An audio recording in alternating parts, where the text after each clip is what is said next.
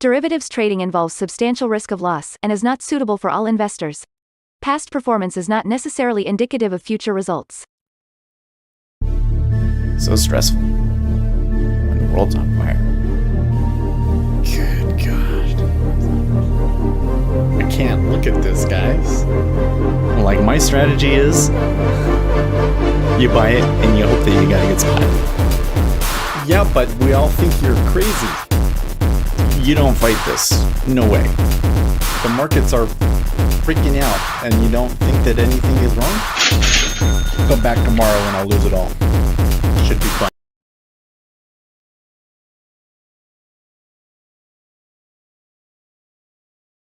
Good morning. How long was Oh man, how long was I sitting there staring at the other screen, not realizing that the intro had been over? I just realized that my Ninja Trader, he's early. I am not early. I'm so fucking. Breakfast was a complete disaster. Like, none of my dishes that I need to cook breakfast were were clean, and I couldn't clean them because the faucet is broken right now. Like, for some reason, the little nozzle head that can switch between, you know, like a stream and like a sprayer sort of a thing is like completely busted. And I've tried like taking it apart and whatnot. And I think that it's like jammed, like the thing where you select between it is jammed, and I just can't fix it. Maybe it's fixable, but I haven't been able to fix it. And so like the water works, but like it sprays everywhere. And so I'm super late today. It's terrible. And then I was, I left Ninja Trader open last night on accident, and it looks like it had lost connection. So I was staring at the other screen, seeing if I could get it to reconnect. And then I look over here and I was like, oh, wait, that's right. I started the stream. All right, well, Octavius is already going short, huh? Well, the action in the overnight has definitely been short. We don't have a whole lot of like economic news drivers here this morning until 10 o'clock with new home sales stuff. Okay, so might be a relatively quiet and constrained day. Let us come to the charts and review what happened overnight. So you can see here, well, okay, like we're still within the range. Block buy. But we're like right on the edge. So I don't know if, you know what, this I'm be interesting to see how this one turns out for Octavius, because I think that you would expect there to be some daily support at this level, especially if there's not any really good reason that they're going short, right? But if they do break it, it can be crazy, right? So one of those spots. This is one of those situations where like I don't expect a whole lot, but if they decide to break that, it could be wild, right? Chances are they don't. But let's see what happens. Call options volume 1 TK at 08, huh?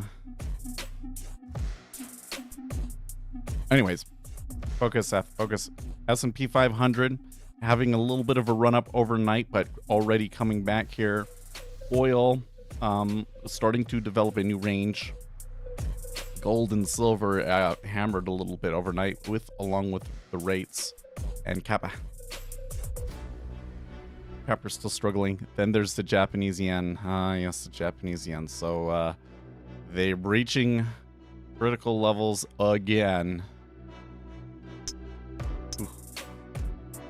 Okay. Yeah. This was a spot where there has been intervention before, but I don't know, from the words and stuff that we've gotten from the central bank, kind of, I'm not so sure that we're actually going to get like a super strong intervention yet, unless it like really starts to, like if there's a really strong drop, then maybe they would step in, and I would trade the reversal. Okay, well, while I've been speaking, there has been a little bit of a back and forth here in the treasury, but they have ticked down at 08. And it looks like I need to adjust it. I screwed the camera up again, and I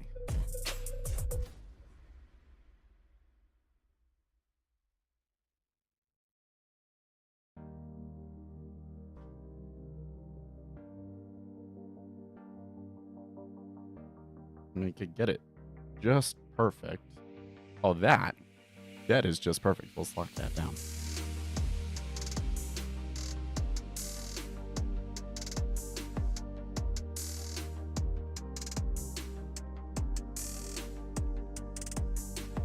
So, on my mind right now is actually programming, because I was working on something. So yesterday, let's see here. What did I do yesterday? I did spend some more time on the momentum strategy. I don't really have a whole lot of code or anything, but I spent a ton of time investigating kind of the Python frameworks and stuff around that. Make sure that I really wanted to go down this path with Zipline. It looks like, I can do things with Zipline Reloaded, and I'll make the first strategy of that. There is another framework that's new that is faster at the backtests. So I think at some point I might want to switch over to that. There's like a free version and a pro version of that, and the pro version is $500 one time. So I don't know if I want to jump into that quite yet. So we're going to do it in Zipline first, and then I can kind of investigate that, see if I like it. Maybe we'll make some videos about it, because one of the things that I noticed was that there wasn't really very good resources out there about the different Python frameworks. Not something that was really up to date and informed. Like, they're like, oh, there's this framework and this framework, and really all they did was just find frameworks that mentioned it and then write a short blurb about it that didn't really tell you anything about it.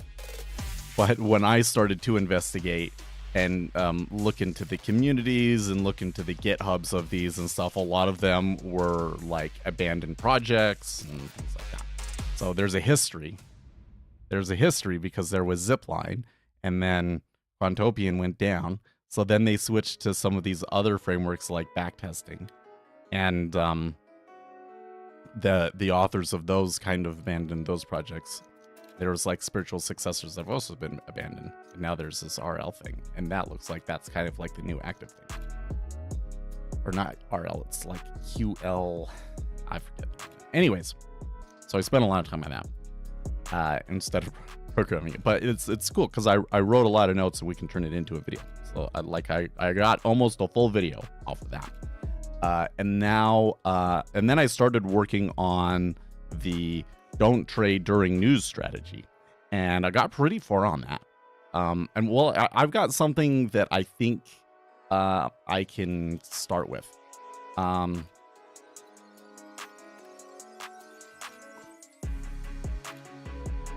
Who wants size, huh?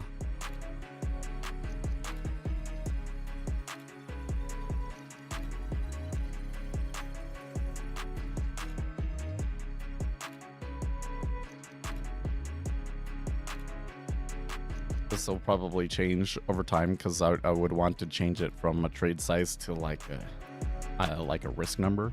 But for now, I need a quantity. The reason I need quantity is so that I can use these signal names. So right here, I need this to be a capital Q.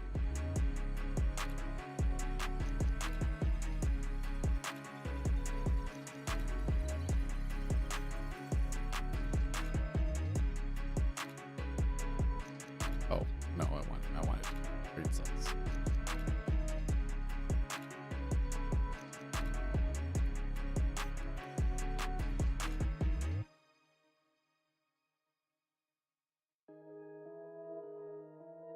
Oh. Oh, okay. Durr.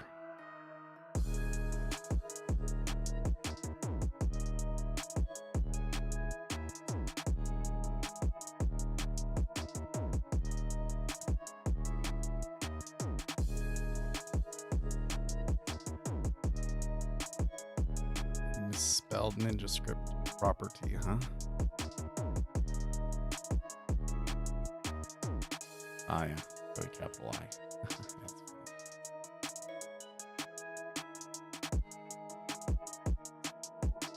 That's one of those errors that you could stare at forever and ever and ever and not figure it out. Okay. So I actually, now that I've been thinking about it, I'm realizing that this is super. I was like, what's the most simple thing? And then I wrote that, but that's actually like a really stupid way of doing it. So what we actually want to say is cross above,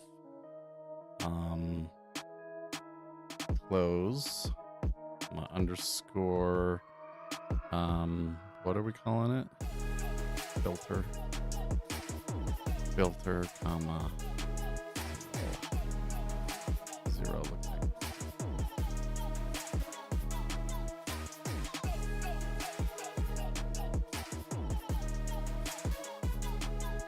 Cross blue. Oh. Filter.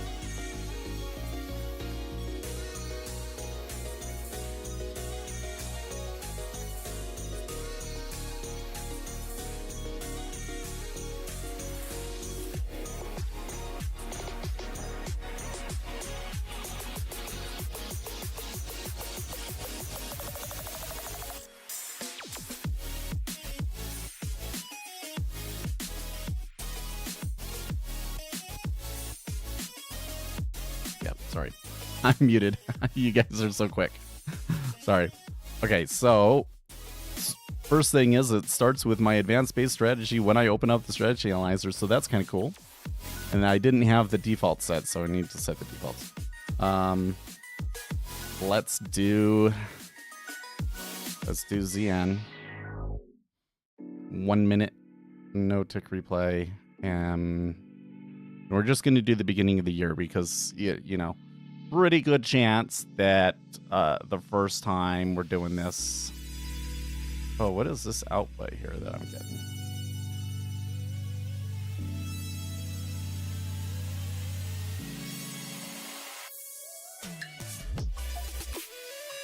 It's printing something, and I don't know why or where I changed that. It sets it to do that. Okay. I have to come back and look at that. So I should be able to just run it now. Okay, so it immediately says no objects.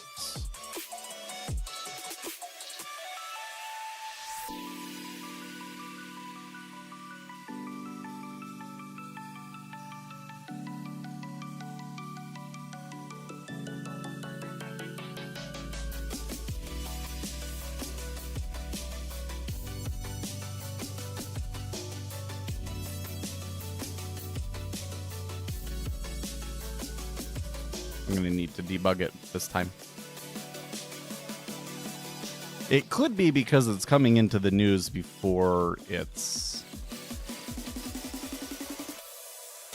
you know, before it's instantiated, but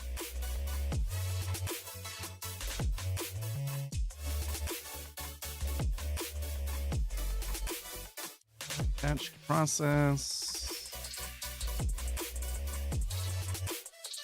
Ninja, where are you? Where are you, Ninja? There you go. Attach it.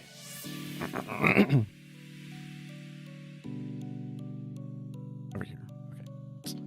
Run.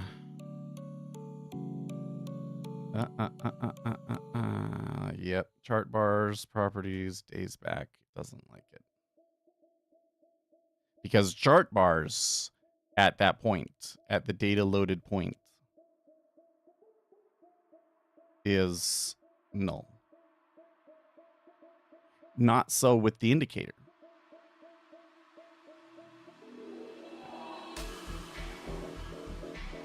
Connection lost. Oops.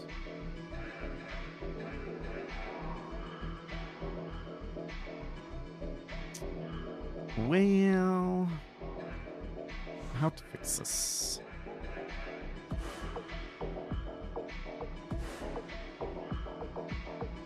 This is going to take some real problem-solving thinking here on my part. Hold on.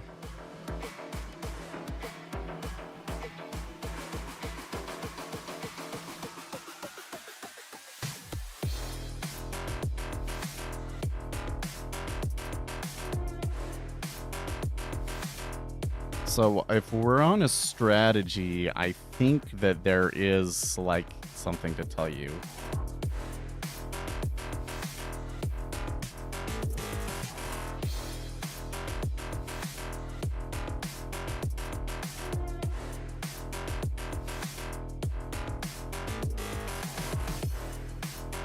You know what? I'm going to reattach.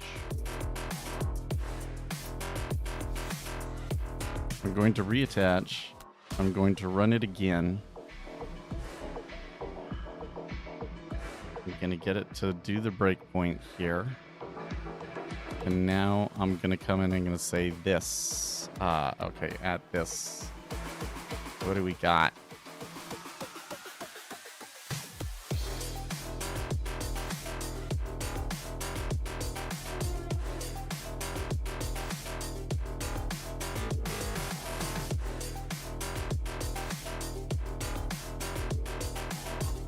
Okay, so there is a from variable, but the from variable right now is basically like a null date, 2099. So it's not going to be that.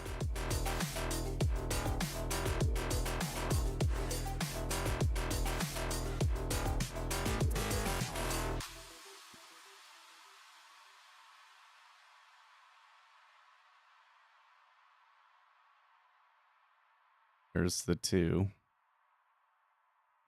So the 2 is like the earliest date that it can do.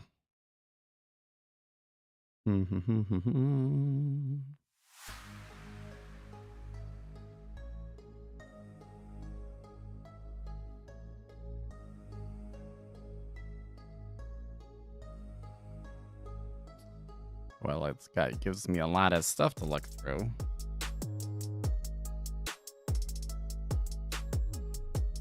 Okay, but there should be chart bars.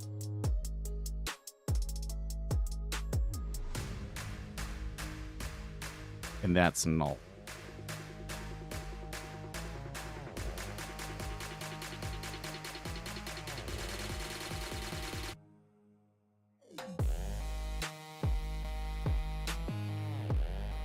Okay, so that did not help me.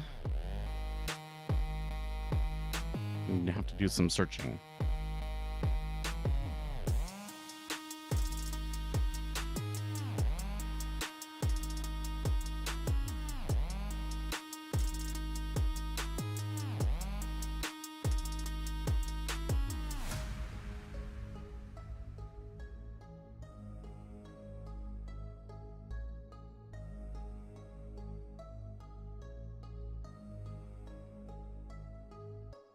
Part of the problem is I got this like days. So basically, I need to know like which cached data to load into my dictionary, right? And so there's a chart bars properties days back. but chart bars is not instantiated yet. I bet you on the on bar update that it is. So I'm gonna try this. I'm gonna try, we don't load the data until here. I know you can't see this code, but that I'm talking about, but it's okay. Don't worry about it. Let's try that.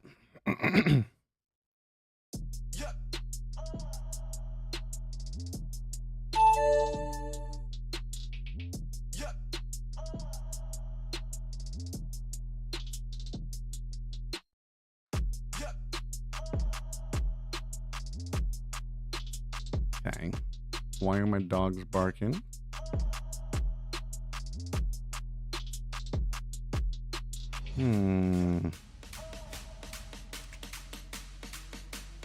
Okay. So that helped.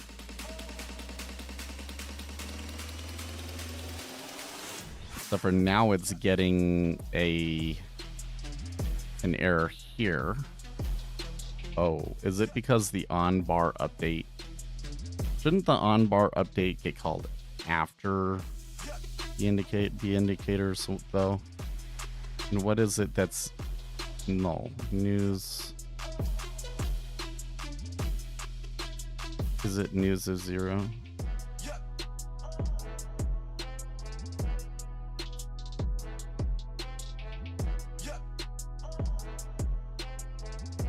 No, it's not news of 0.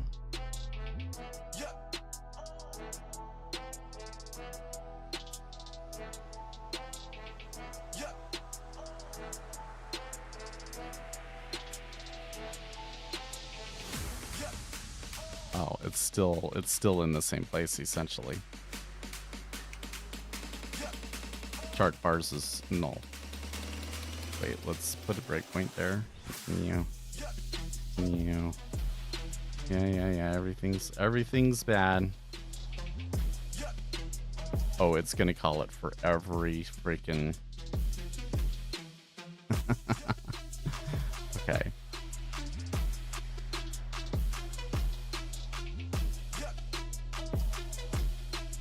Actually, that's kind of a weird.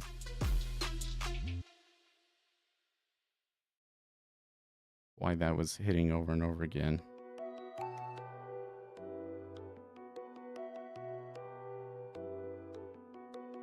Why is chart bars null there? How could it be possibly null?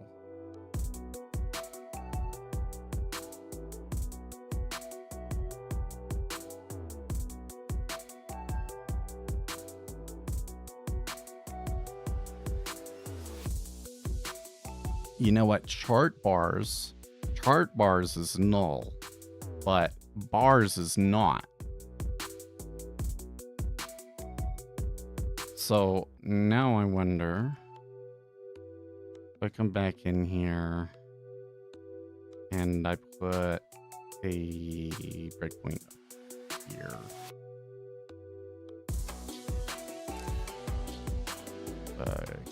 Reattach. Run. Bars does have information. And chart bars is null. Okay, now does bars have what was it? Days back. Properties.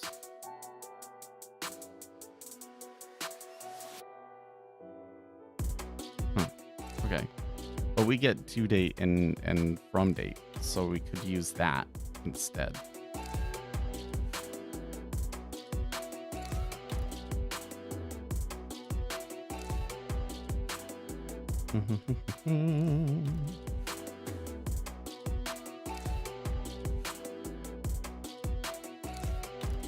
Where's my Ninja script editor? Here we are.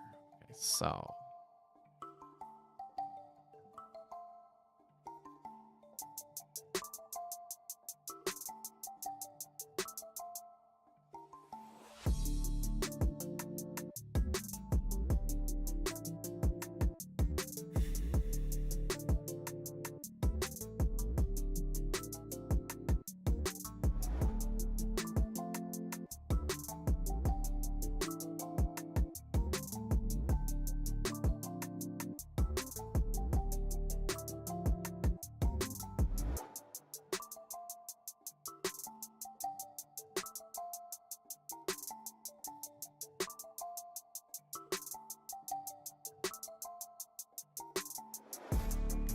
Okay, let's try this.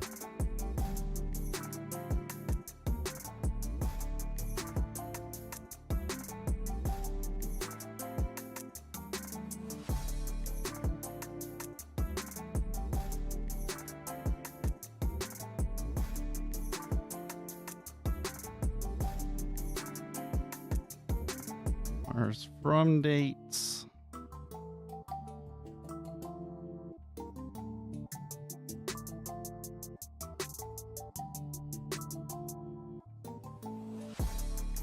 Ours dot two dates.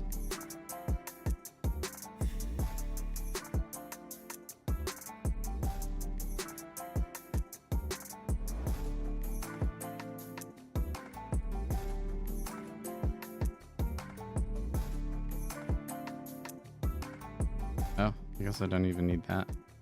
Get rid of that too. I don't have to pass any date information into it. That'll actually make things a little nicer. It actually also mean that I could maybe load the news not from within the on-bar update, which would also be a little convenient. Let's see.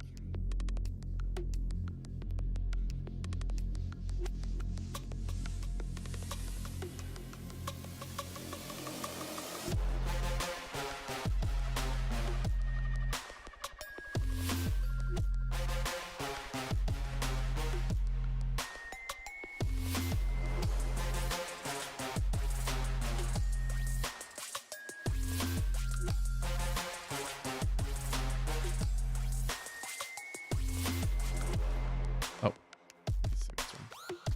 Extra parentheses. Well, I don't know, man. It's just still kind of sitting at 08 half. So far, it doesn't look too inspiring for a trade. You know what? Sometimes they surprise you, though. It's still possible. Something crazy could happen. I'm not expecting it, though. Okay. Debug. Attached process. Oops, I wanted to say reattach, not attach to process. That's okay, I'll just select it. And where did my strategy analyzer? Oh, I moved it over here. Let's try it again. Oh, I still have that breakpoint in there. I don't need that. Okay. Okay. It got past that. It got past that. Now, where is it complaining about? Oh.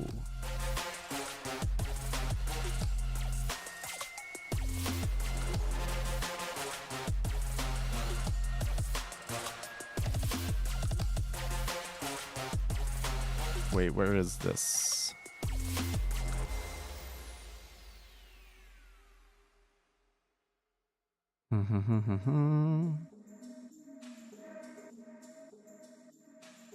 Oh. Oh, I see. If I try and draw something and it's on a strategy, then it breaks.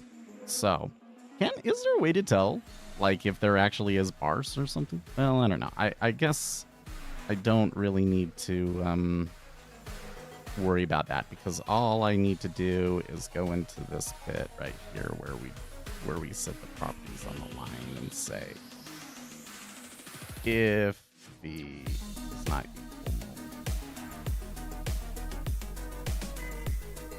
then do this.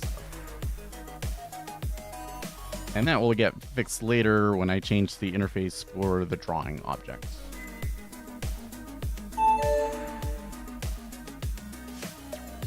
Okay. Reattach. Shift Alt P. Run. Okay. Wait. I don't know if the debugger was actually running. Okay. So it completed without hitting a debug, without breaking the debugger. What's that?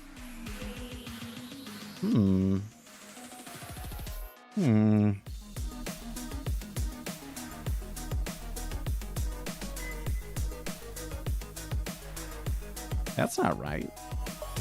That seems wrong. Something about that seems wrong.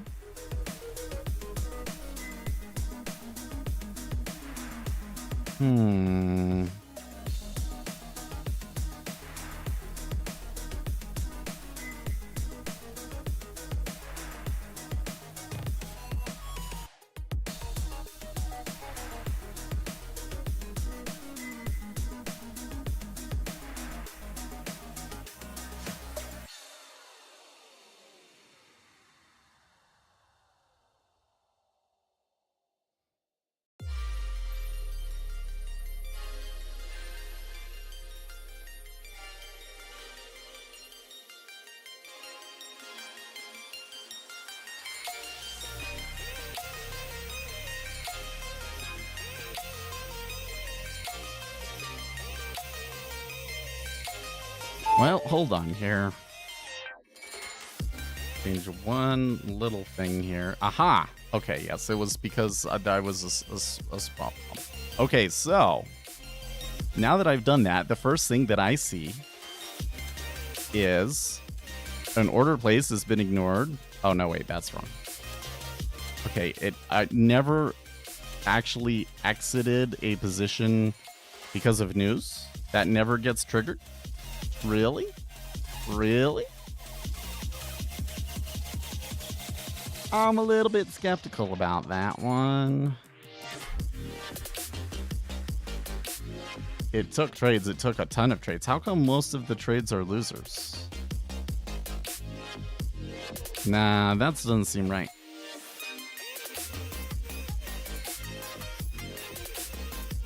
Japan top currency diplomat. I am seriously concerned about the rapid weakness in the yen. Okay. So there was some comments from them overnight, and the comments from them recently has been that they're only concerned about currency fluctuations when there's like unjustified volatility.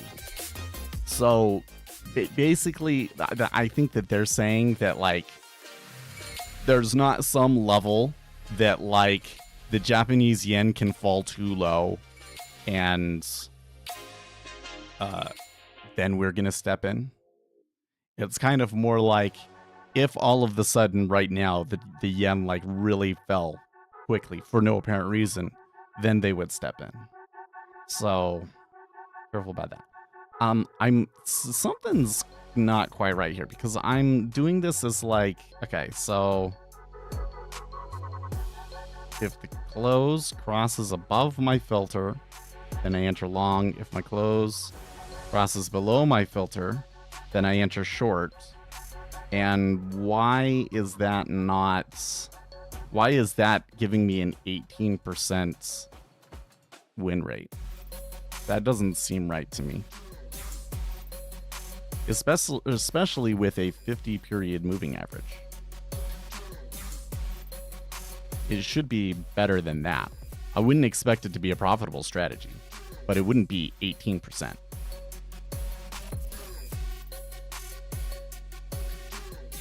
I think you're misreading it, Lucas.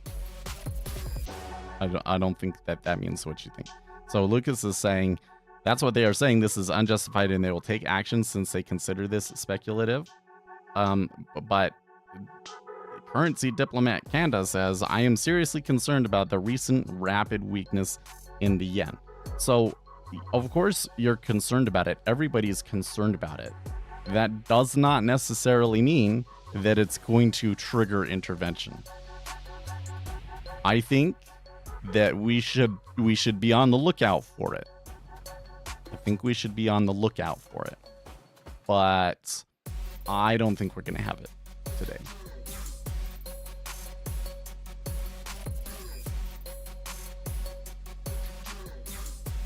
Like, so here's one of the things that you have to consider now at this point is they've intervened several times and the yen is still lower.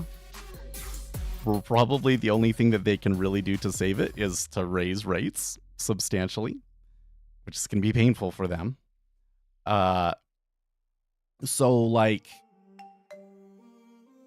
they kind of have to save their ammo You know what I mean? Like you can't intervene every day that it's down, and they haven't been. I mean, like when you come in here and you look at this chart, right? Okay, when do you intervene? Okay, this was intervention way over here, right? That thing way over there, that's intervention. Okay. As far as I'm aware, they haven't intervened since. That the rest of these are all based off of job owning or market news. And it keeps going lower, right? So you intervene when it breaks a new low. They didn't. By the way, this spike right here, some people are saying that's intervention. It wasn't. That was job owning. They were having like a press conference sort of a thing where a bunch of different members from their central bank were speaking. You know, so they didn't do it here. They're going to do it here. Where are they going to do it, right? What is the trigger? Unclear. But they've, over the past week or two specifically, personally think that no one has enough info to determine if that move is justified or the fact that it happened is too. Okay. But if you look at the comments from both the central bank and the people in charge of the currency intervention and so forth, the comments have all basically been, there's not some magical level where this gets too low and we're going to intervene. That it has more to do with volatility. So like, if you see volatility short, then you might want to, then you should be paying close. I mean, of course, intervention could possibly happen at any time, but I would be more expecting to see it after some volatility, especially some volatility that was not related to news. Okay. What needs to be monitored? Well, the CPI was released last Thursday, I think. This whole thing is, I mean, they have nobody to blame but themselves, really. Because 2 weeks ago, they had their interest rate decision, and the market wanted them to raise rates, and they chose not to. I mean, that's what it really comes down to, is they had an opportunity to get ahead of this and raise rates, and they said, no, we're going to wait and see, and if CPI rises like we think, then we'll raise rates, you know, a few meetings from now. So, and the market's punishing them for it.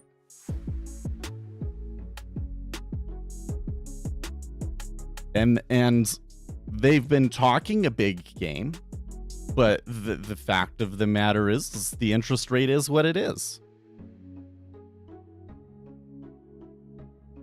But in terms of like, is there intervention imminent?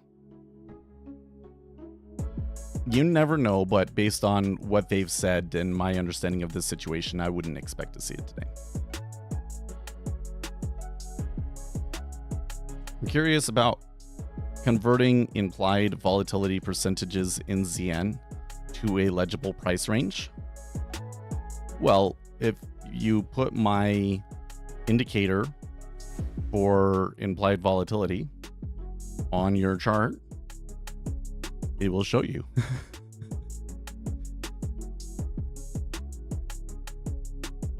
And you can use the move index.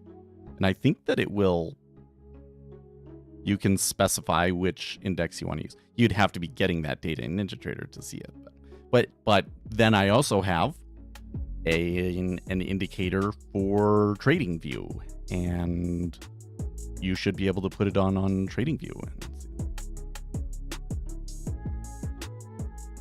Well, but that's, the move index is generated from the options data.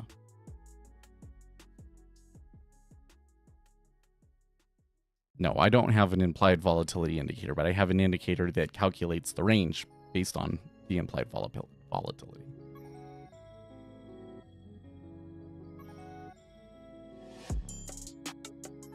So let's see. It's all failure on Japan's fault to create this interest rate environment and for their financial institutions to not be prepared in the event that rates go positive. Well, so on the second part of that, though, I mean, I think that part of the reason that they're in this situation is because them raising interest rates, because their rates have been low for so long and all of these other issues, you know, they're never going to be positioned for rates to go higher, right? Like interest rates going higher in Japan, big problem, no matter what. So they've kind of been dragging their feet. They've been avoiding it if they can. Like, oh, you know, maybe inflation will subside and then we don't have to do anything, right? But it didn't happen that way. And I don't know if what they've done has made it worse per se, but you know, the cards fell just that it still happened, so.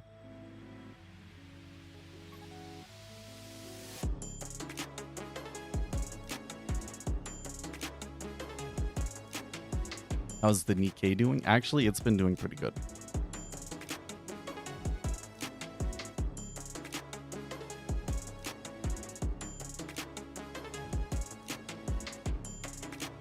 I haven't looked recently, but the last time I checked it was...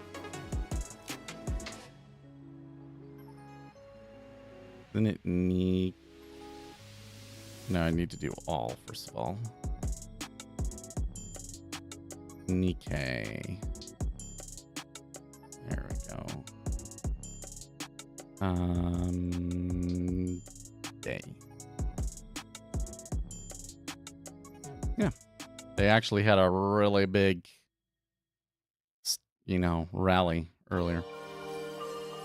The reason I know that it was doing okay, oh, unfortunately it won't let me go back further, is because it's approaching its all-time high from the 80s. Or maybe it's already surpassed it. I don't know, but you know, that was a huge hole, but they did eventually get there.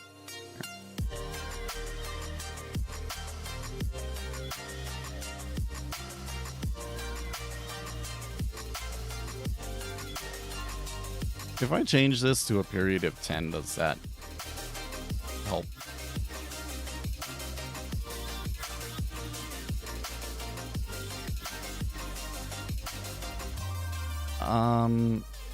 Yeah, okay, something's definitely wrong. Trades.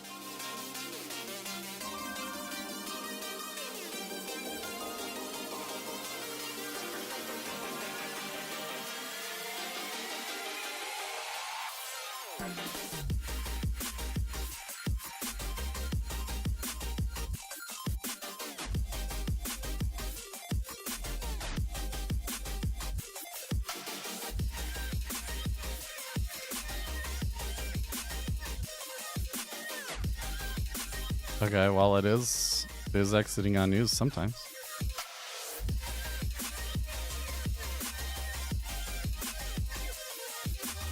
It looks to me like it's working.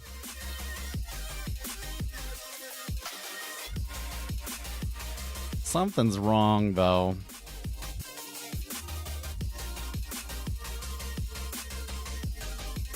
How about this? I know there's something that's been better, that's worked better in my back testing is,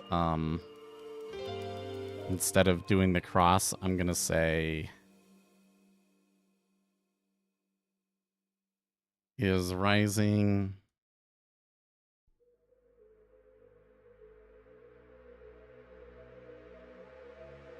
is falling.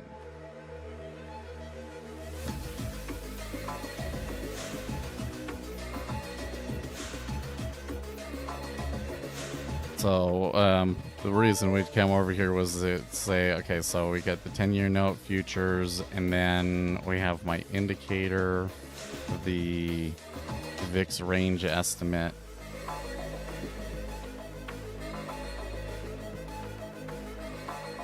Yeah.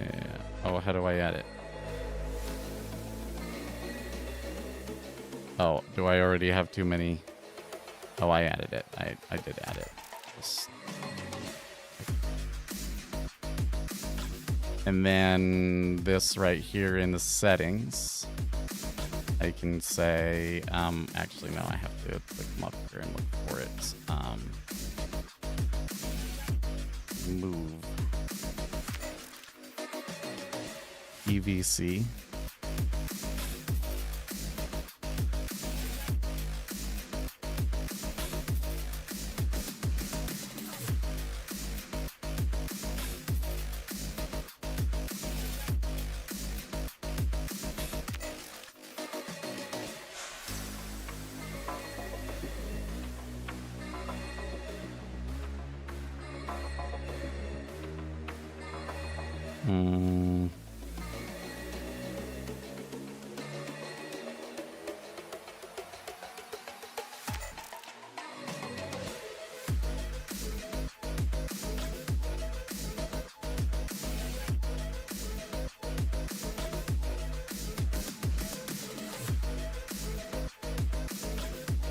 Okay, TVC move. Okay, so let's add our indicator back on here.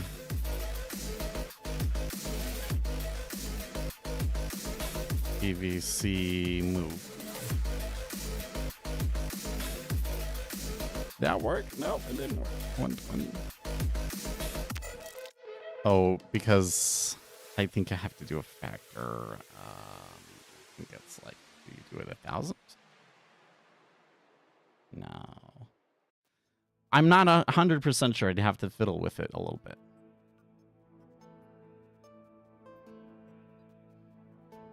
Well, I'm upset the bot is underperforming. I'm not upset that it's underperforming. I'm upset that I'm pretty sure there's a bug in my code, because a simple moving average cross should perform better than that.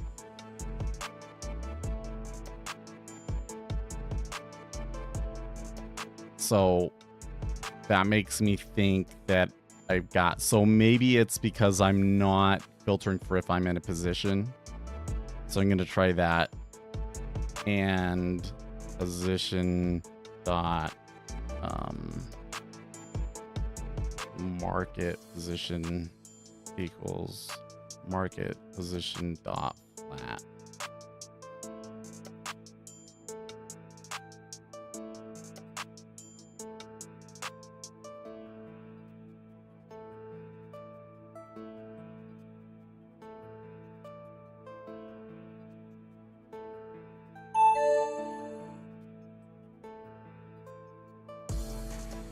Okay, that's a little better.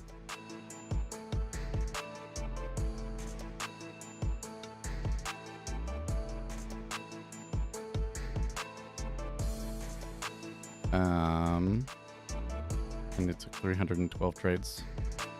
Okay.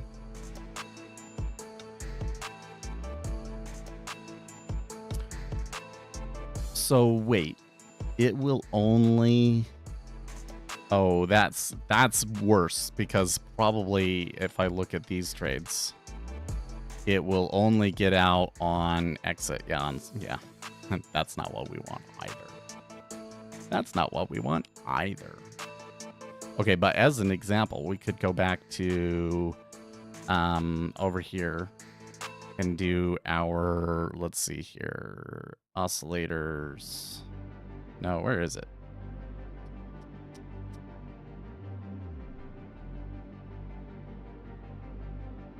Ultimate filters. Ultimate filters. Base period 10. Stop. Target. Oh. Okay, what's the target bit?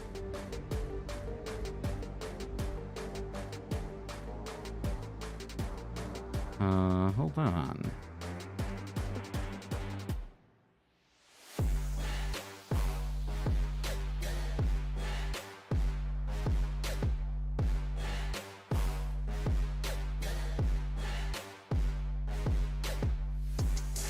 This is not even using the targets.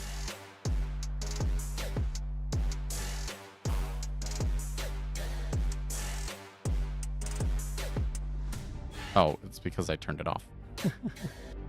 Okay, but if I change this to ZN, and I do just the beginning of the year, okay, is that going to be 23%? Okay, maybe it is. Maybe it's because I don't have the, like, if I come over and I do the analysis, and I have the MAE sort of stuff.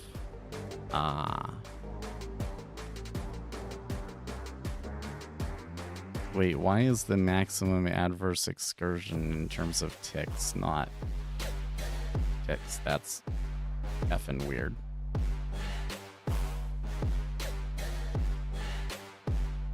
It should be even numbers.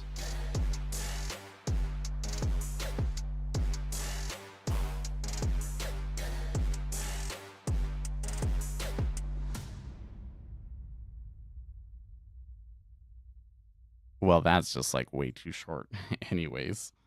Maybe I should do it on the S&P 500.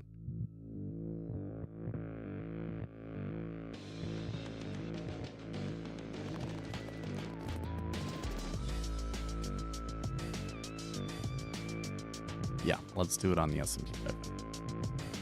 That might be why it's screwing up.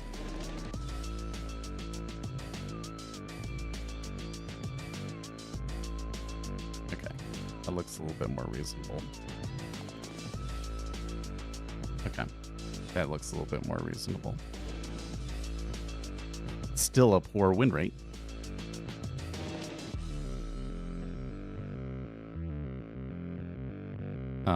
But the trades, this is just reversing.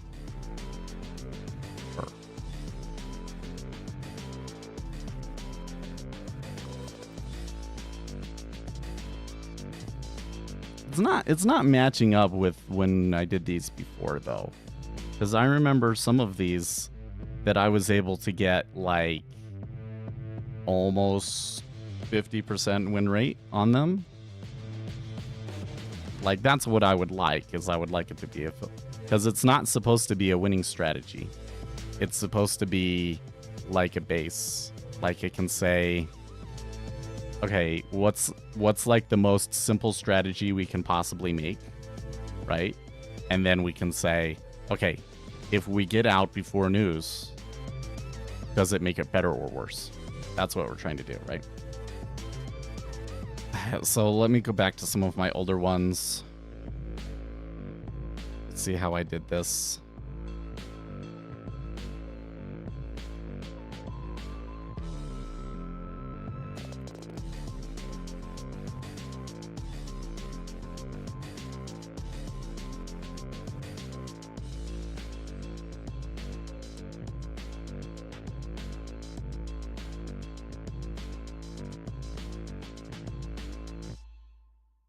So here's one that's SMA slope.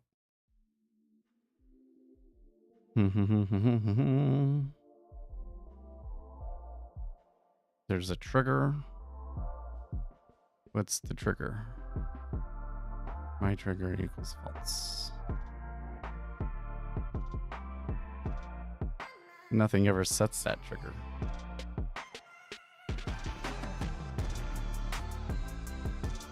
So I don't think that I ever used this one.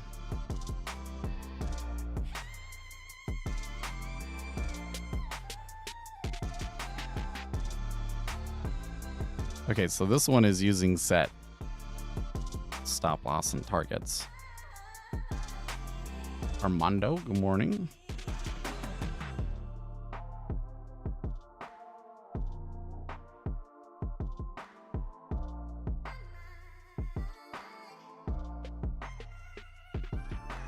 Okay, here's one that has like a re-trigger.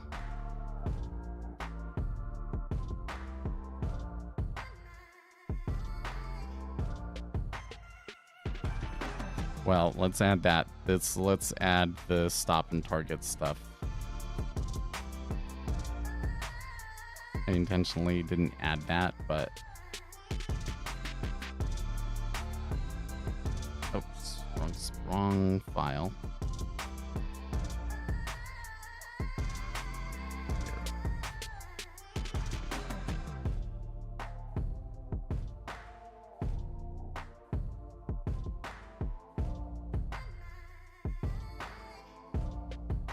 Stop and target.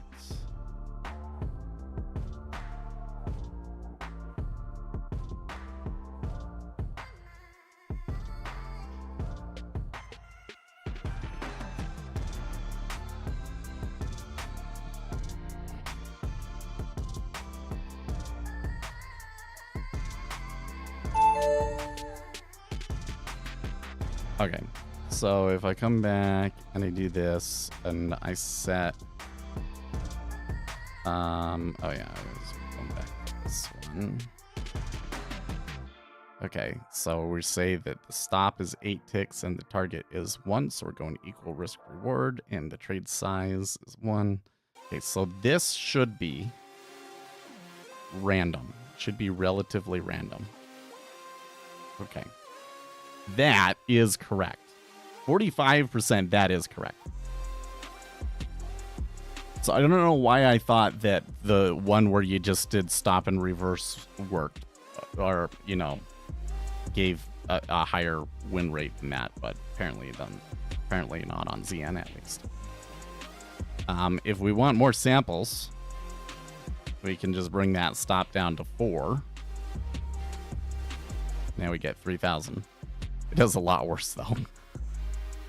because 4 is kind of like the range. You probably need to do more like 6 to get 45%. Oh, maybe not. You really actually have to go all the way to 8 to get the, like. So the reason why I say 45% is because you have to account for the spread and all of that sort of stuff, right? So 45%. Okay, so now the next thing though is that I am always exiting for news, and I need to make a property that says public pool trade, let's see here, exit for news.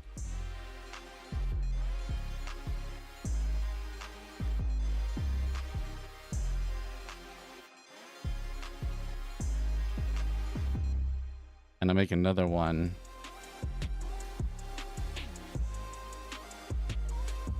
that is a bool that is enter.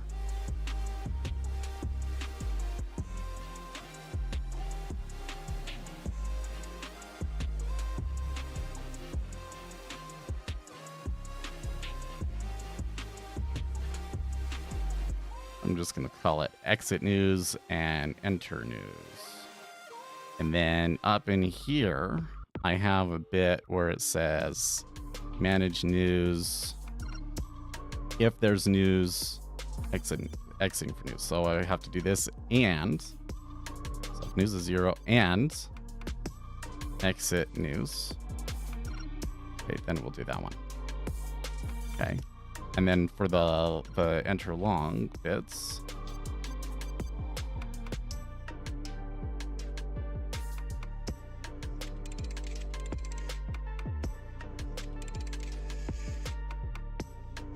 or enter news.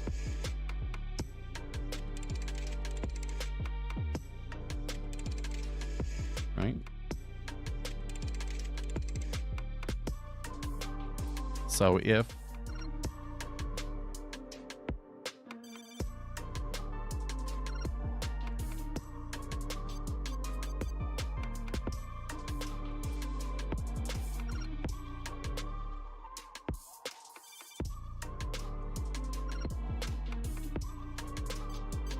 okay, so it has to say it has to be safe to enter news, or I'm saying that you don't enter news. Oh, that you can enter news. Yeah. So if you can enter during news, or there's not news going on, then I enter long. Otherwise, I say no, you can't do that because there's news.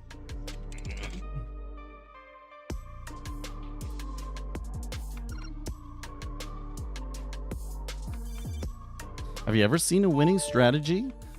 So, yes, but I would say that on an intraday basis, the results aren't very impressive. Like, you could trade it and you would make money, but it wouldn't really be worth it. So, Now on daily bars is a very different story. And there's many winning strategies. Okay, so now I have exit news. We want exit news and we want enter news false, right? This should give us the same result that we just got. Yeah, okay, 45%. Let's keep that one right there. Let's, oh man. I need to clean up my log here a little bit. Hold on. So many in here that I've done and I didn't pin. What's with that?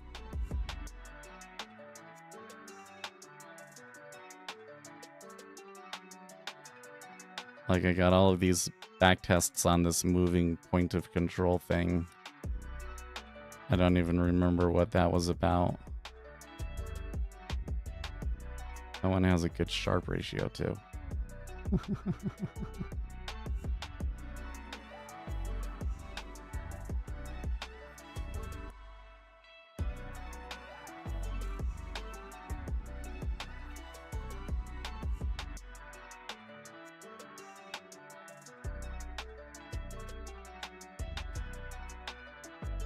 That's really weird. That I haven't been clearing the unpinned trades. Okay, well, whatever. I'll just leave it alone then, and I'll have to deal with the mess. Run this. We should get, like, practically the same result. Okay, we do. We get practically the same result. Now, if we say... don't... So, we can enter on news, and we don't exit when there's news. I actually probably should change that so that they're both true or both false, but... Uh-huh. Interesting.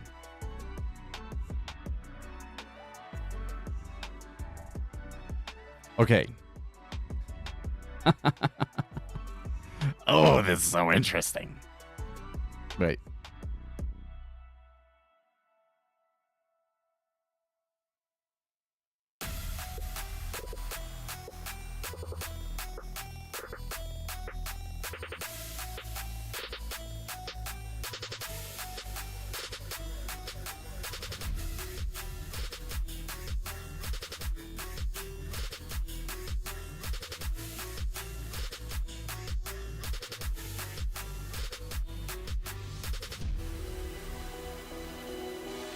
What were we using for periods over here? 10? Okay.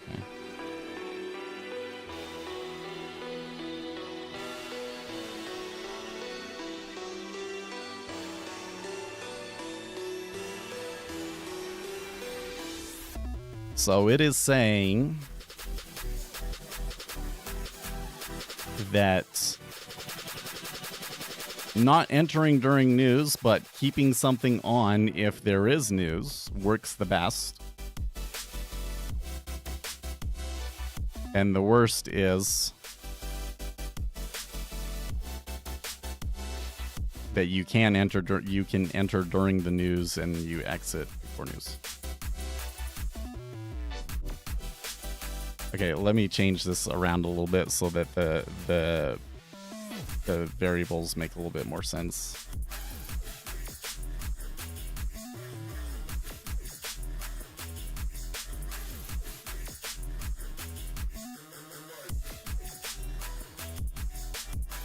Oh, this one can hold through news. Can enter during news. Okay, so then I come over here and I change this and I say manage news if the news, if you're not allowed, if well, let's do it this way, if not can enter during news. Did I do that right?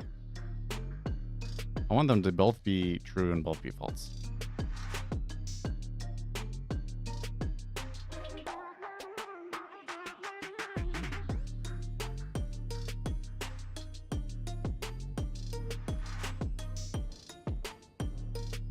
I would prefer them to both, like, the safe thing should be both true, but that doesn't make any sense.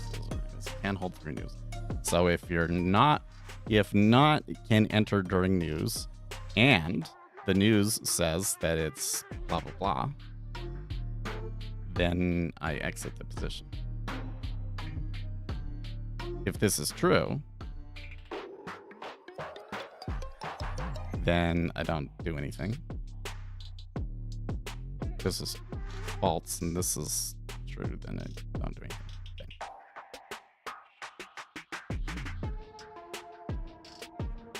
And then on these ones, these longs and shorts,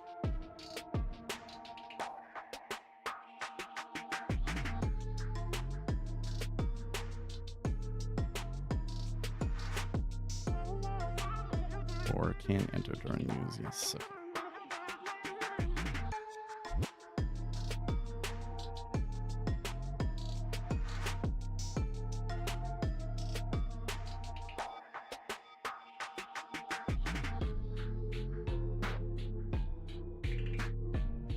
You know what? I still have the debugger on. Stop that. I don't think I need that.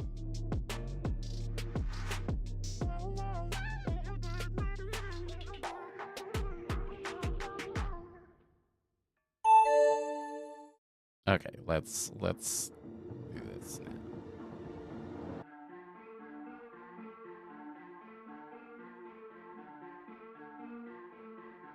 Okay. So, saying can enter during news, but can't hold through news works the best.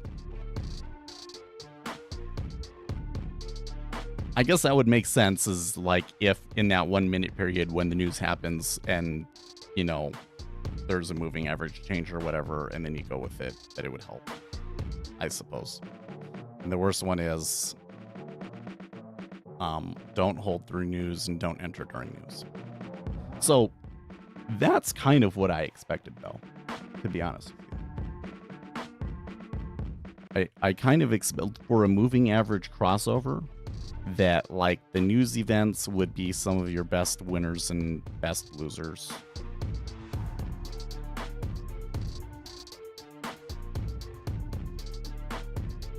So now I want to come into the analysis of it. Yeah, okay. Okay.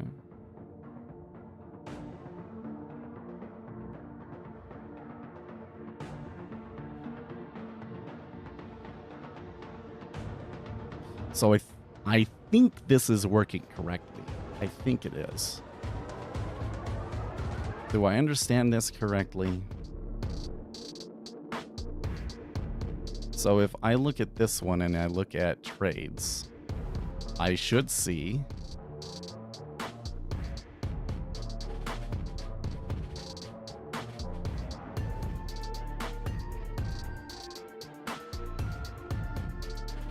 can hold through news as false. I should see exits.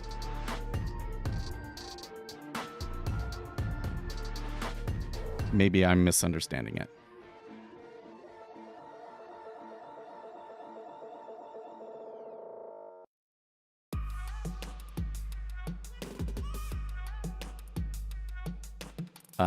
When I look at my logs, where is that? Ninja script out.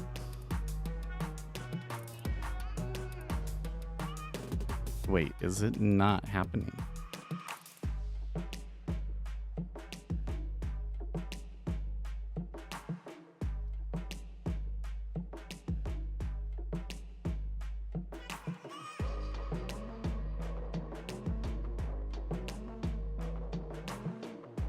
I think that I've got my logging screwed up.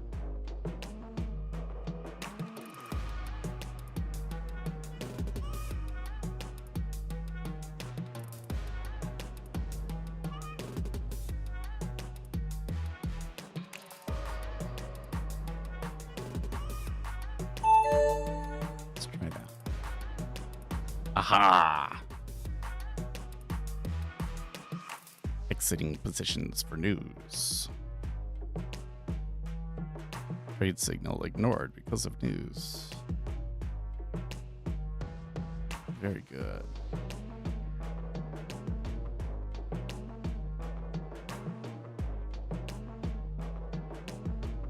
So let's try this again.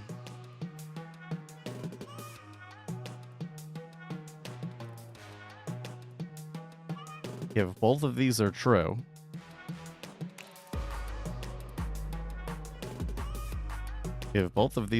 and I run it, then I shouldn't get any of those messages.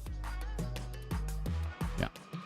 And if both of them are false, then I should get a bunch of messages. Yeah. And if only can enter during news is false, then I should only get one type of them. Wrong. Can enter during news, and I'm getting things ignored because of news.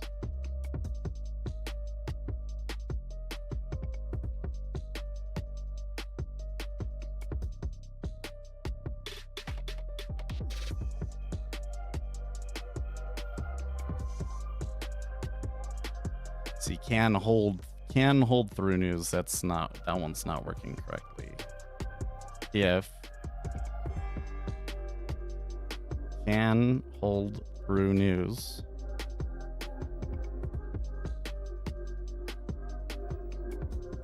oh no, wait, this is not can enter during news. This is, aha, there was a bug. Okay, a really stupid one too. This is not can enter during news. This is can hold through news. Can hold through news. There we go.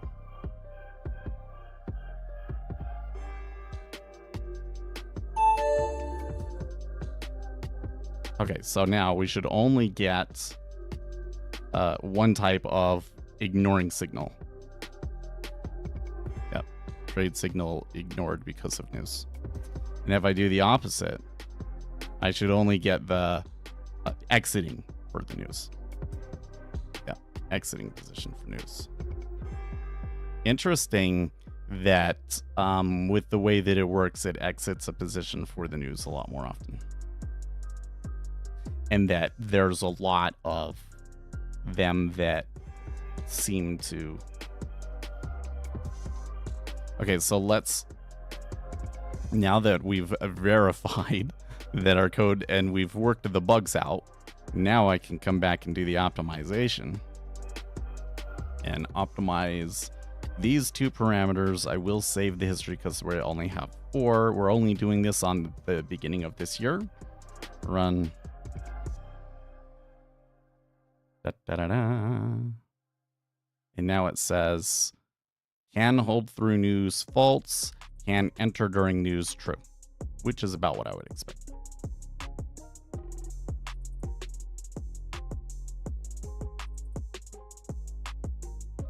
But interestingly enough, this one, and this one, yep, not holding through news and not entering or exiting during news has an even worse sharp ratio.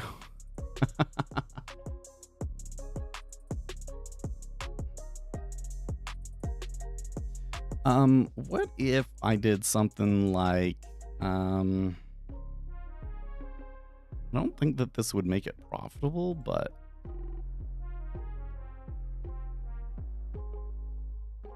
oh no, it's still, the sharp ratio is still terrible.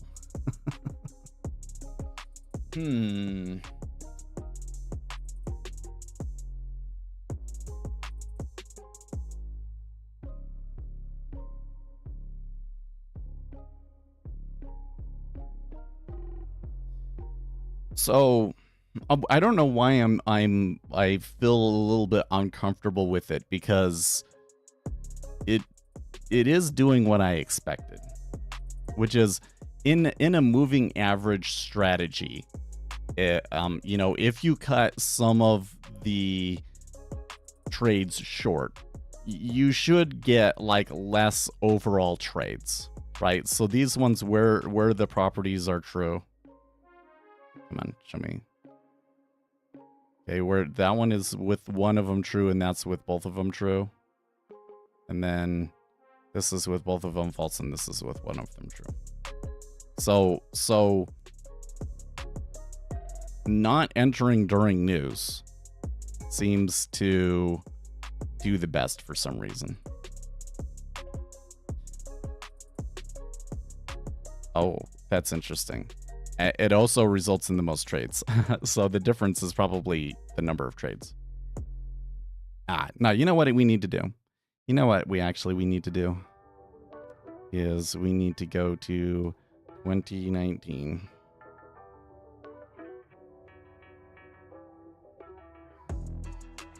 It'll take a little bit because it's got to load that data and everything, but I don't think it should be too bad.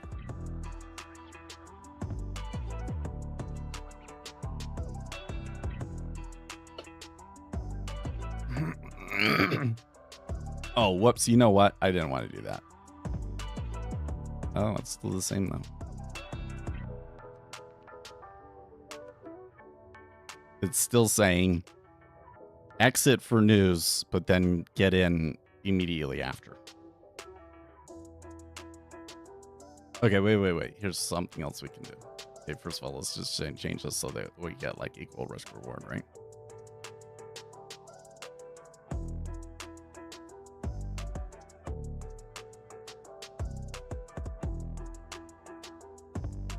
Okay. Man, sharp ratio is below 1. Okay, but there is... Oh, do I not have a...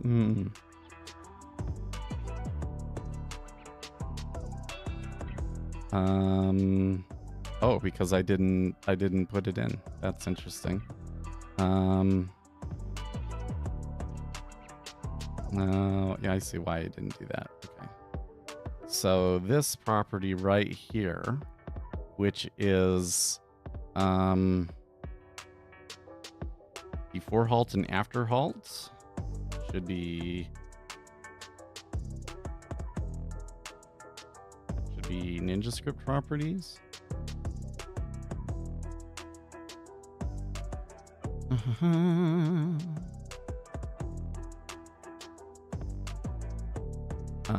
And then over here, now it should complain, yeah. And here we need to have the, well, let's just add the same ones.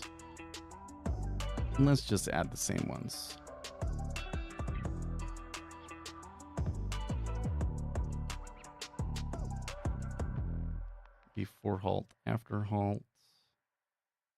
And this right here becomes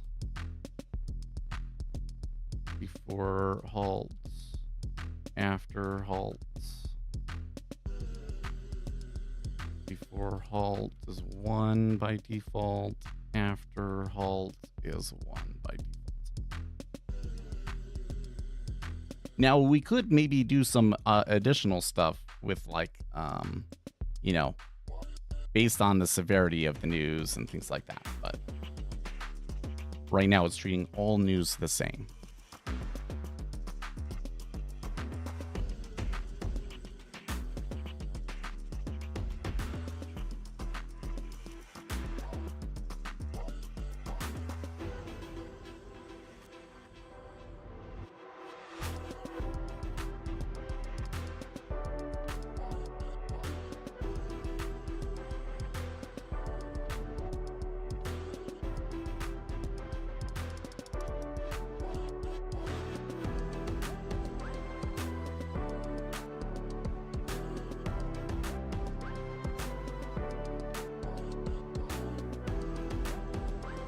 Oh, you can have a U or not a U in halts? I didn't know that. H-A-U-L-T is the obsolete spelling of it. Okay.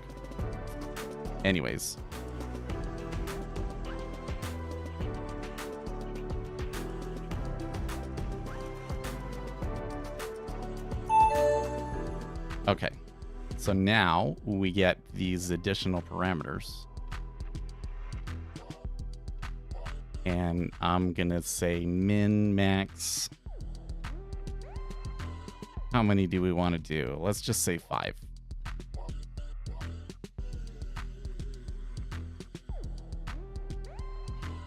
That's going to give, yep, about 100 iterations. And again, it will take it a little while at first because I think it's reloading data. Yeah, now it's doing the backtesting bit. I probably shouldn't have had save history true, but I think in this case we have enough memory, it'll be fine.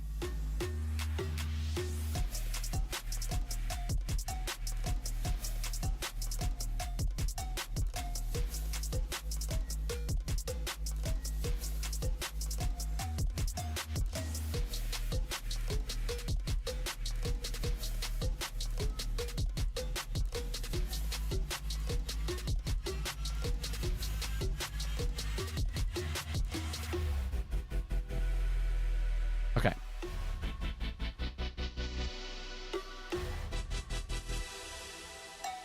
So the one that performed best actually had an after halt of 2.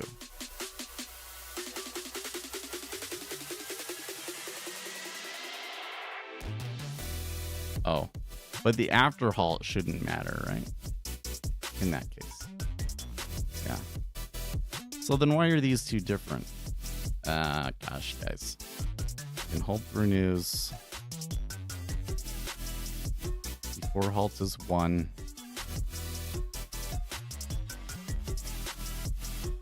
Why are these different?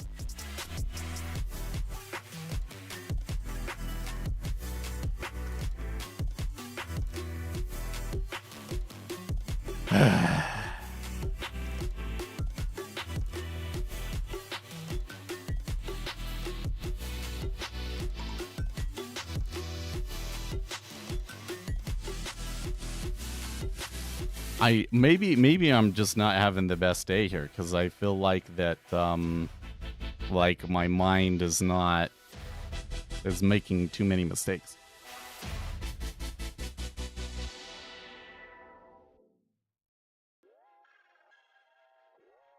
Okay.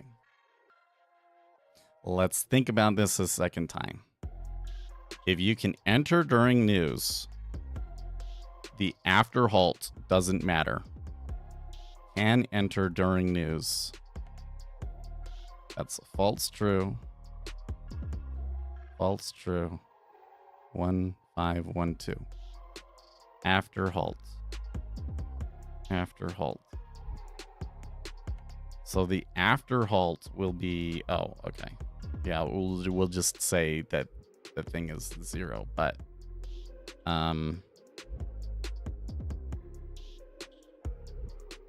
if I come in and I open in Strategy Analyzer tab and I find my Ninja script output window again, because what the hell? Why did it set both of these defaults? That's not the parameters that I chose. Should be false true.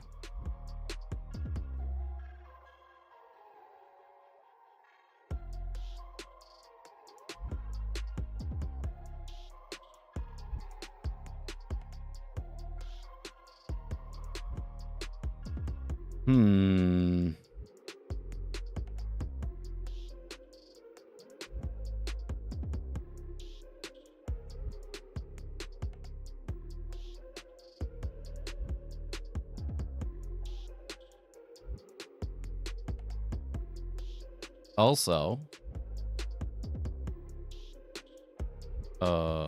so weird. I think something's messed up with NinjaTrader here. Because when I come in and I open the performance and I say, okay, open strategy in Strategy Analyzer tab. It brings it over here. It runs it.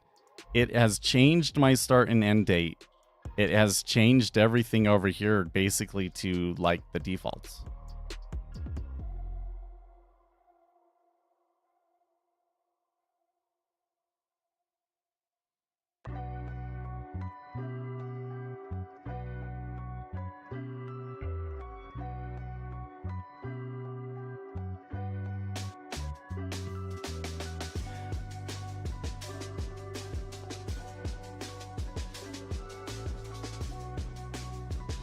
What do you think?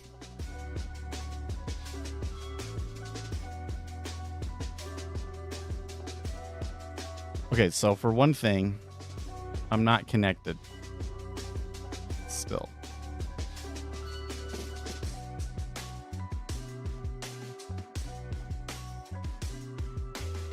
Let's restart NinjaTrader. Try it again.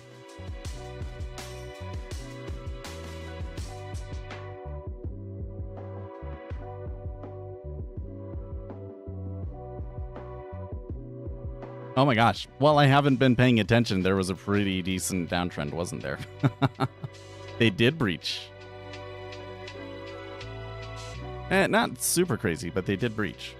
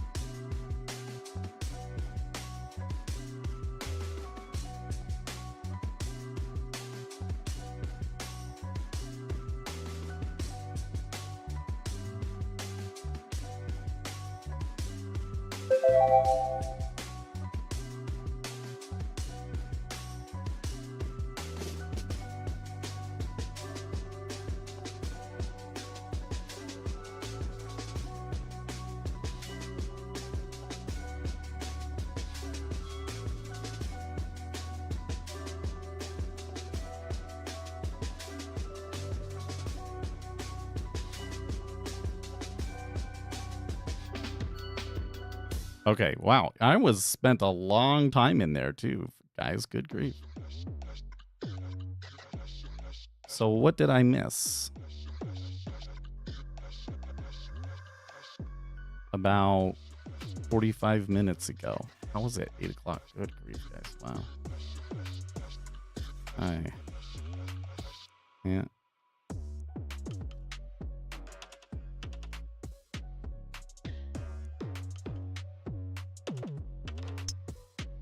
We will take necessary action in excessive moves, and that was an hour ago. So that was the thing that Lucas brought up. But we're looking for more like... Well, it's 8:06 now, so...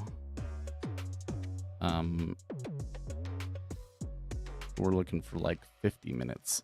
There you go.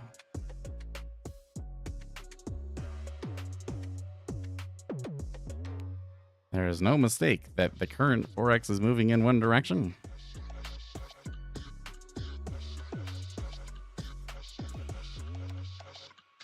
Okay, so...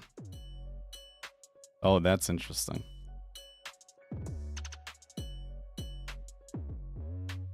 That's very interesting. There's no way that I would have expected that. Oh, that's so interesting. Okay, so what happened was... Let's minimize this a little bit. So Lucas was coming in here talking about, oh, you know, the currencies, you know, maybe we do things and yada, yada, yada, yada. And the end result of his speech was the market doesn't think that Japan is going to do anything, and they sold. The Japanese yen sold and the treasury sold. That is a surprising and disconcerting results. Now the market is still kind of come into like meh.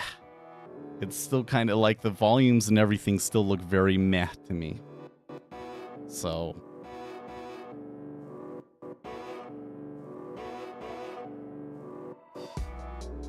all right, so back to this. Uh-huh. So the backtester, it like didn't save the settings. I'm just gonna close it. New strategy analyzer. Optimization run. Optimize. Optimize. Before halt and after halt. 5. Then right here, we want it from 2014. No. We want it from 2019. We want 5 years. 10 years would probably be a little silly. And we're doing this on ZN.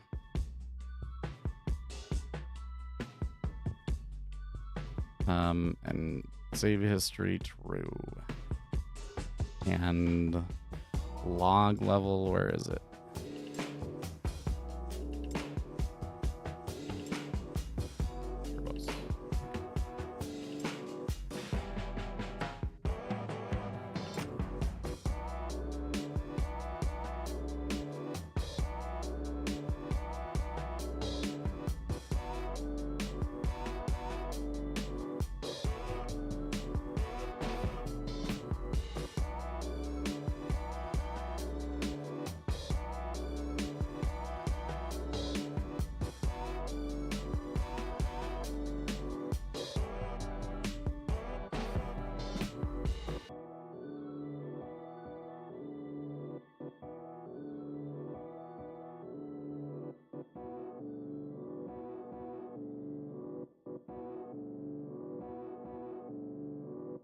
Taking a little bit longer this time.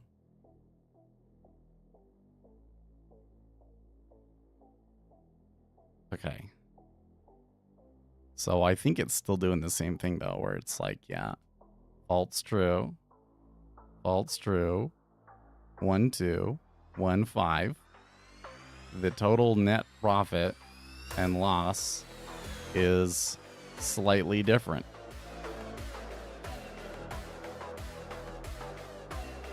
The number of trades is different. That shouldn't be the case.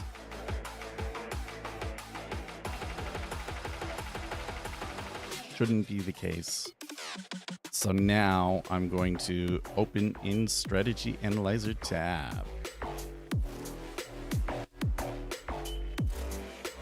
And it doesn't save the information correctly.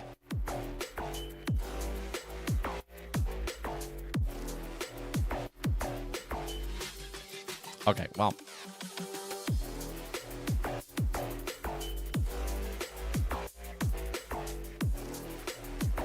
Hold through news false. Okay.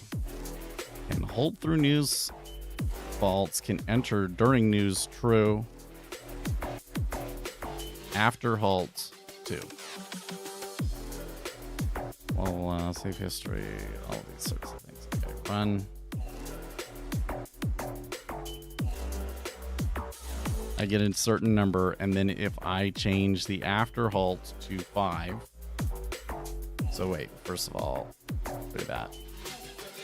Okay, all of these exiting positions for news.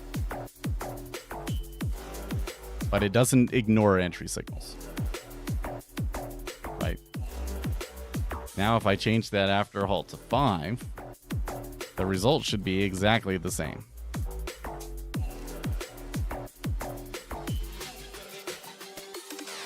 And it is, in fact, exactly the same.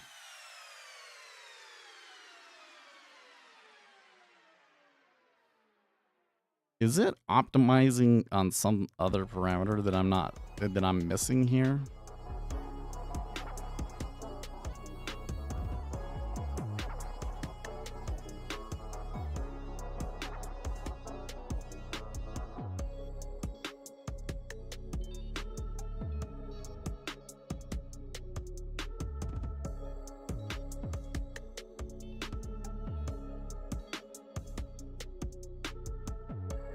I must have something really weird going on with the parameters.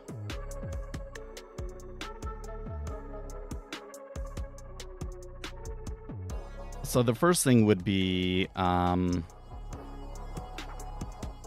in my strategy, I pass it in before halt, after halt.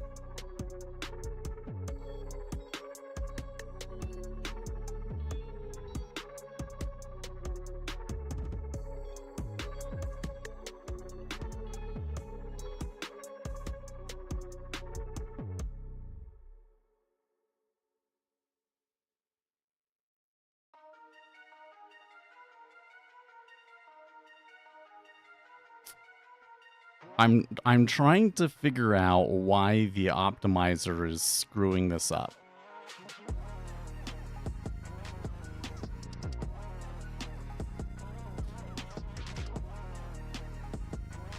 So if I change this to just be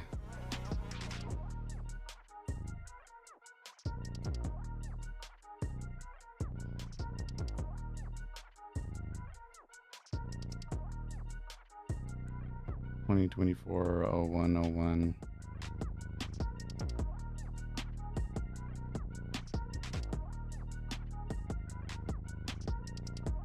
Did it have something to... No, it wouldn't make much sense, but... Okay. False, true, 1-5. Oh wait, which one is which? After halt is 5. After halt is 5.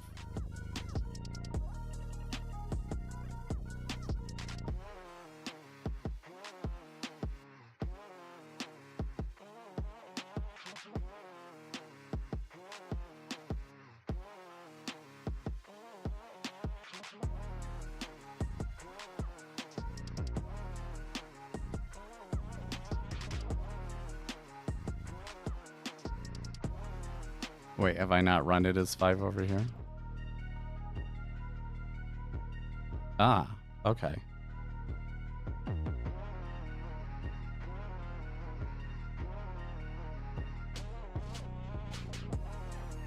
Or 718, yeah, okay. And then if the after halts... Oh, wait, did the problem... Did I not? I didn't look at it closely enough. The problem went away. Here it's saying this one both faults. No, wait. False.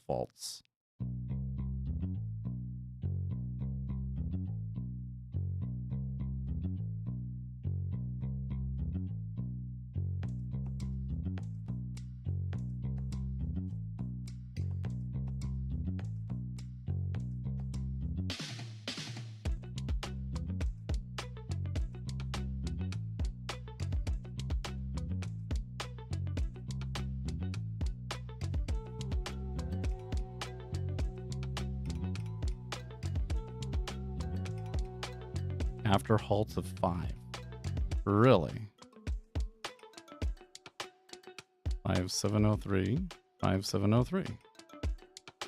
Okay. I feel crazy, guys, because it's like I'm doing the same thing. It's giving me a different result now, but maybe NinjaTrader was in a weird state and maybe I was like misreading some things. But I did get one where not allowing it to enter during news or holding through news was one of the top ones on the list, but it was only when you said, don't trade for 5 minutes after the news. So that's really interesting. That's really interesting.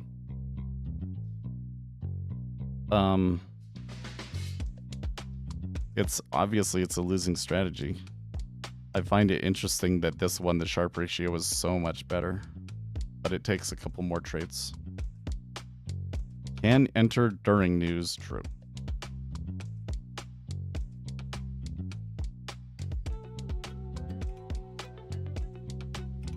Which way are the flows going? You mean right now?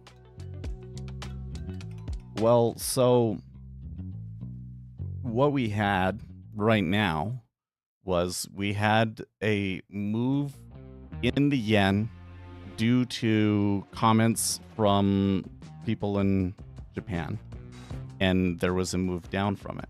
So because the move was primarily in the yen, some of the flows over here in the treasuries are a little bit like, okay, so we had this down move, but like it wasn't that much, right? And now the volume after that is kind of iffy, right? Same with the 5 year. It's a little, I don't know.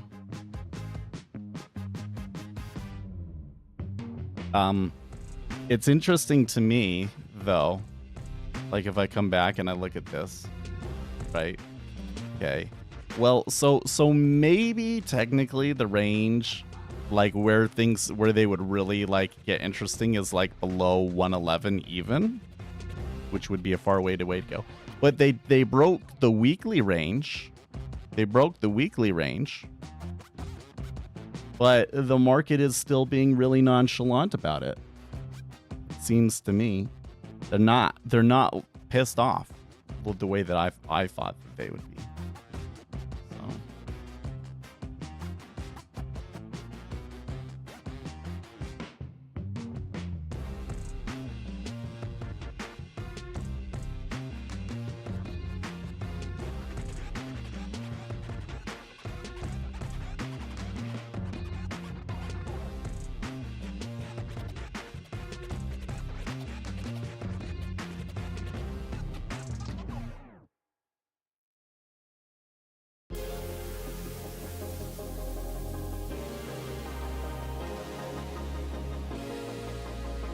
What did they say about the yen? So he was talking about his like concerns about the yen going so low. And so there was maybe an initial spike in the yen because of that. But then later he specifically said, and what was it?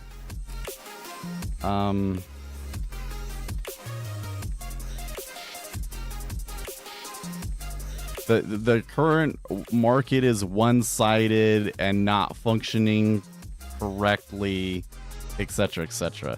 So it wasn't even so much like this is like one of the most interesting currency moves I've ever seen, to be honest with you, because it wasn't like there was some like actual change. Like he said something that suggests a change in policy from the Bank of Japan or anything like that.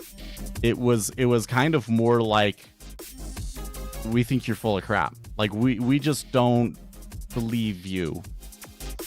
You are basically admitting that you have no power, that it keeps going down and you're bewildered about it or something, you know? Like it's more of the move was more of a vote of confidence than it was like policy change, right? They'll think twice before they put him in front of the cameras again, right? It's pretty crazy. So it was a decent move in the treasuries. I mean, it was from 08, so it was like 6 ticks or something like that. That's not bad. I don't know if I would have jumped on board that if I had been paying attention. It was programming instead. I was looking back on this and I was thinking about these ones. So like this moving point of control, I think that we actually back tested this one on stream and I just don't remember. But I think that this one, I can bring it up here. I think that this one, oh, maybe not.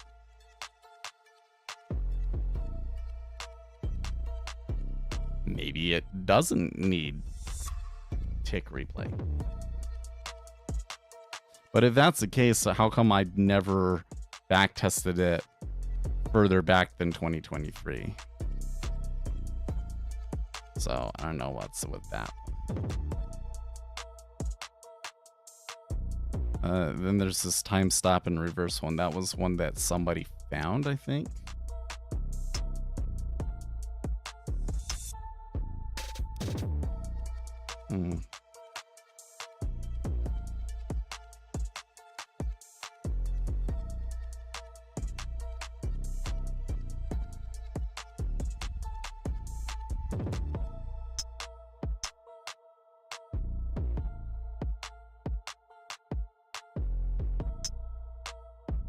Oh, okay.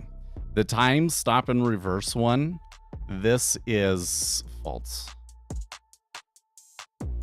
This is cheating. This is the one where we found that it cheats and we figured out how it cheats. Okay. What's this one?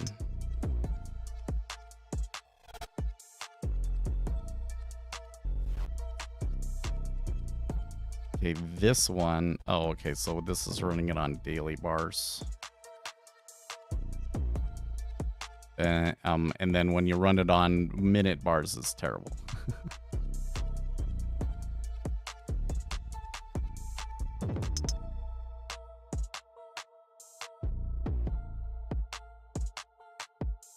Is it still moving down? It looks like it is. Or at least the 30-year is. Let's make this a little bit smaller.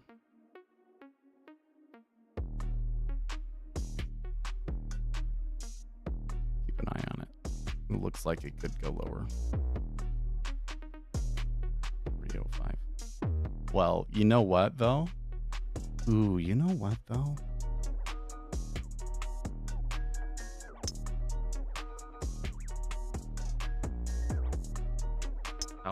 Wait, you held that whole effing time? Are you kidding me? Come on, you got to admit, you got so lucky on that one.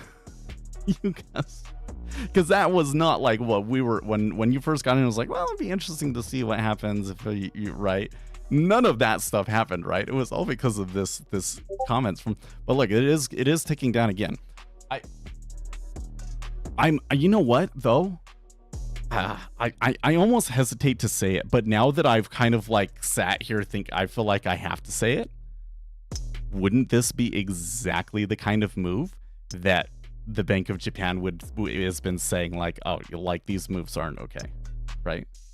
So volatility and falling on his comments that's not justified by the fundamentals, that fits their parameters. So we should keep a close eye on this. We should keep a close eye on this. Okay, what are we doing here? Squire. Oh, yeah, that one's... Oh, except for that they were losers. Okay. Scale out, entire RSI. The vote strategy. Now, the vote strategy is more interesting.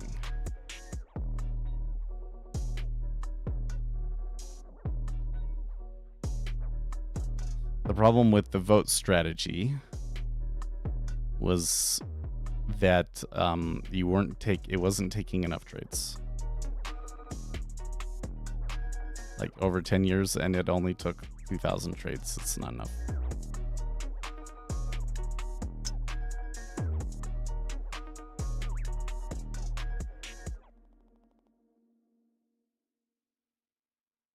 And then rock volatility, that was a daily thing. Okay, I can in fact remove all non-pinned.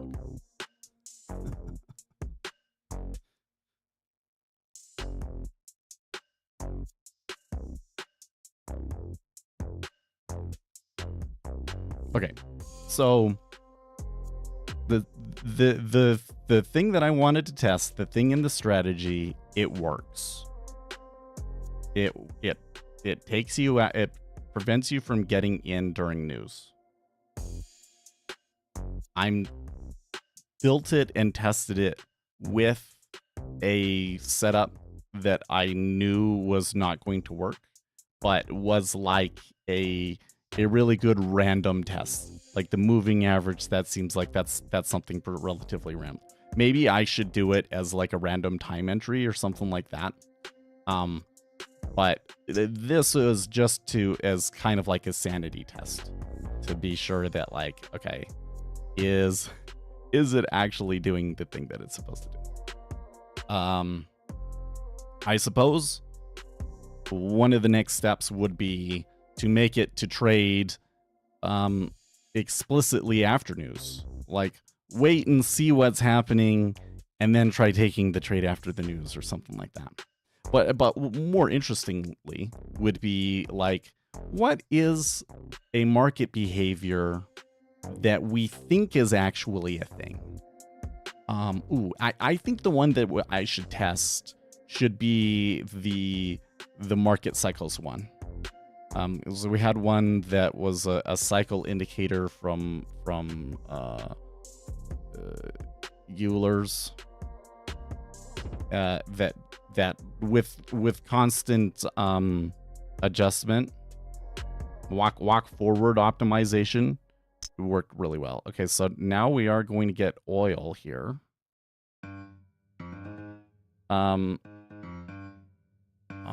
This is a really, it's starting to be a little nerve-wracking for me. Have you seen the laws with authorized participants? I'm not sure what you're talking about.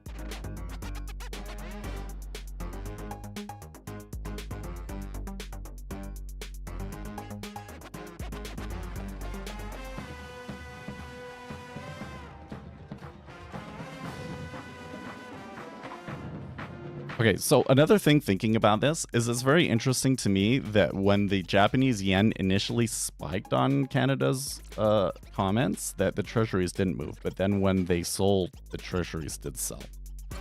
That's interesting. So if there is currency intervention, I need to be careful. It might not move up as much as we want. Let's see.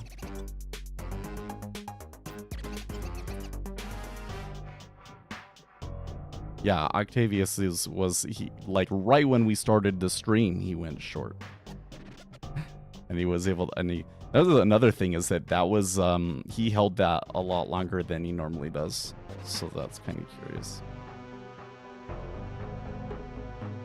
I think that he's trying to trade off of some sort of set signal, though.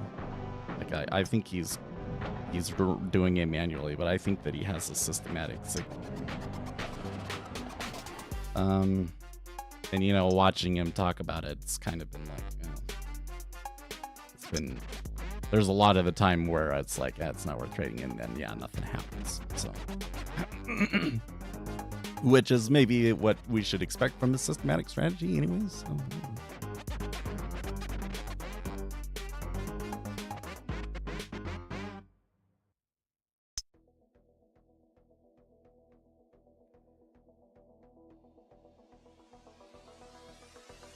I think one of the things from my back testing there is I would expect the Sharpe ratio to be higher on the ones where it's not allowed to trade in the news, right?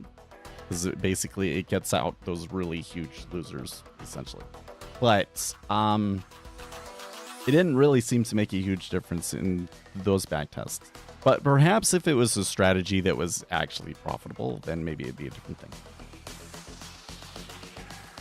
I would kind of expect, in general, though, not taking the trade during the news would be less trades, and ergo probably like less profits in general. Less profits, less losses, but you know, like the less trades overall matters more. You did bounce just a teeny bit, but kind of holding all 3.5. I think we just want to watch this. If we start to see some volume coming in long, that there is an intervention happening.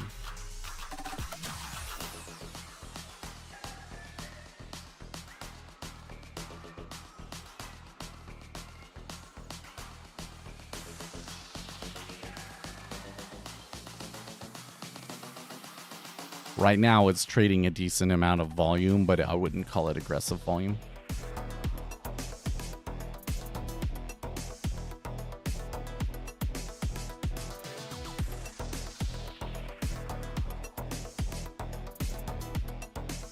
I don't know. Maybe they don't step in. Maybe they wait and let it do its kind of thing right now and not try and fight the currency traders, and then wait until tomorrow when they're all kind of comfortable and then hit them.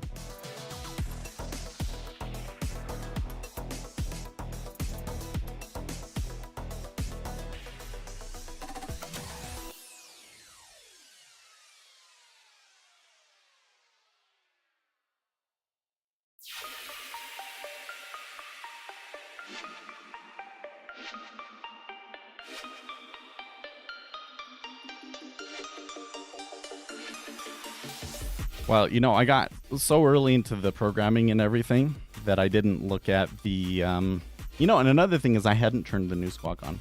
Even when Lucas came in and mentioned that he was talking, I didn't think, oh, I didn't have the new squawk on. I should have turned that on. Oops. But let's take the notes.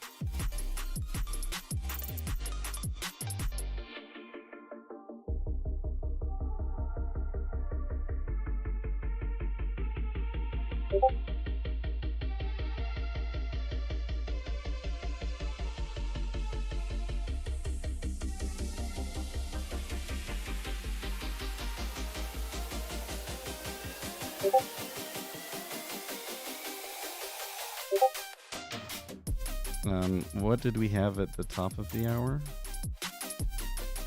New home sales. New home sales, which didn't really end up mattering. Oh. There we go. And news and events here we had, this should be like breaking news. Stuff that we weren't expecting at the beginning, but yeah, something is really selling into this now, isn't it? That's a lot of selling, in fact. And the yen is continuing to, I don't know, man. Be careful, because it could snap, right? Like, it could snap back. Like, you see a ton of selling like that, and then that's when they decide to hit somebody, right? Okay. Yen falls on Kanda's.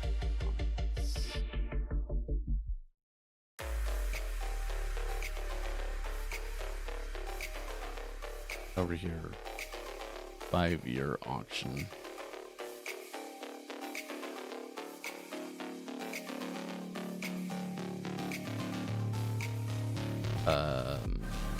Bank stress test results. That's another one that will matter to the market, but that's like not until after market, basically.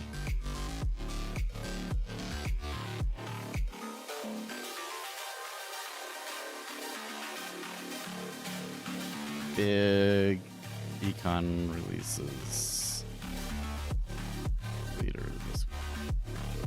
So we're expecting, so my expectation was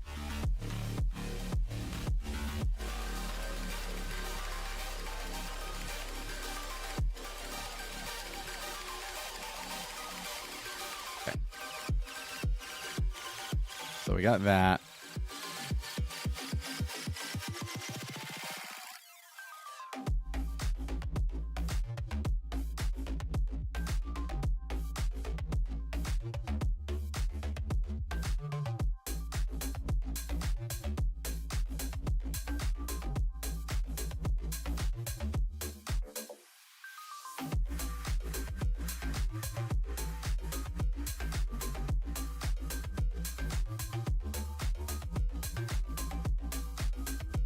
Okay, so I think that the first thing that I want to do today after the stream is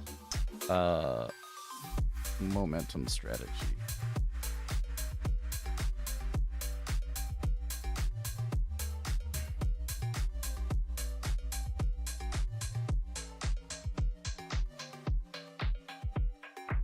Hopefully bid holds and it doesn't flip back. Well, if they can get back above 04, there's a lot of people buried there, huh?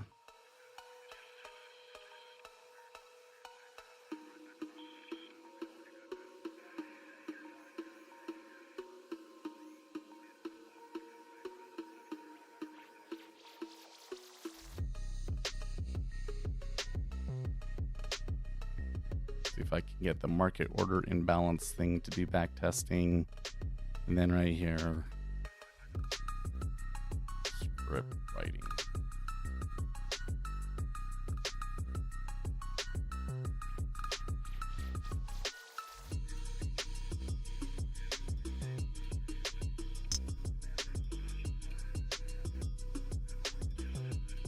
Since I spent some of my time doing NinjaTrader backtesting, I should like go and do the momentum strategy after the stream, and then I can get back to that in the afternoon if I want to.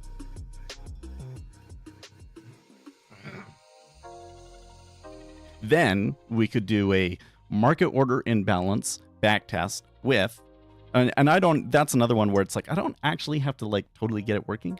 I just have to get it like, a strategy that works and pulls the hash data correctly. And then I can let that indicator sit on there for a month or whatever, come back and backtest it. Backtest it with the don't trade during the news filter on top of it. And then we can see what sort of market behaviors we might be able to detect with it.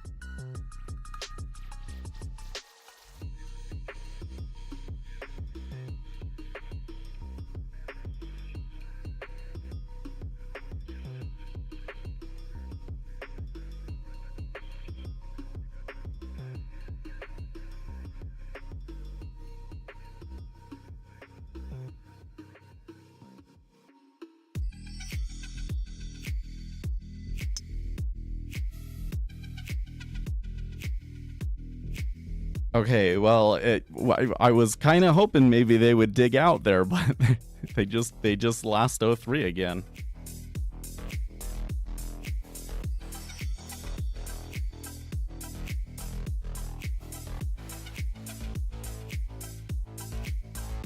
Yeah.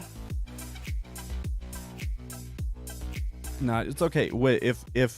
If we start to see intervention, we'll know it, right?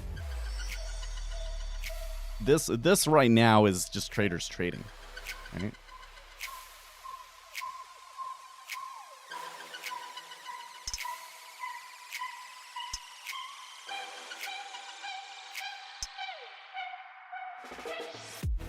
By the way, I should also note that through this move off of Kanda, that the yield curve steepened a little bit. You think Zero Hedge has an article yet about this? They may. Supreme Court tosses case over Biden coercion of social media. Really? They do have one. Okay. The market is testing Japanese officials, and so far it is winning, reaffirming its constant stance of jawboning over actual intervention. Vice Finance Minister Masato Kanda said late Wednesday that the government is watching the yen with a high level of urgency as he described the currency's latest moves as, quote, rapid and one-sided. I have serious concern about the rapid weakening of the yen and are closely monitoring market trends with a high sense of urgency, Kanda told reporters late Wednesday. We will take necessary actions against any excessive movements, he said. Kanda refrained from commenting if the yen's latest move was excessive. This status quo sent the yen lower against the dollar, breaking to its weakest since 1986. Earlier this week, Kanda said authorities were ready to intervene in currency markets at any time around the clock if needed. Finance Minister Shunichi Suzuki said they are closely monitoring developments in the market and will take all possible measures as needed. I really want to know how to say Shunichi Suzuki.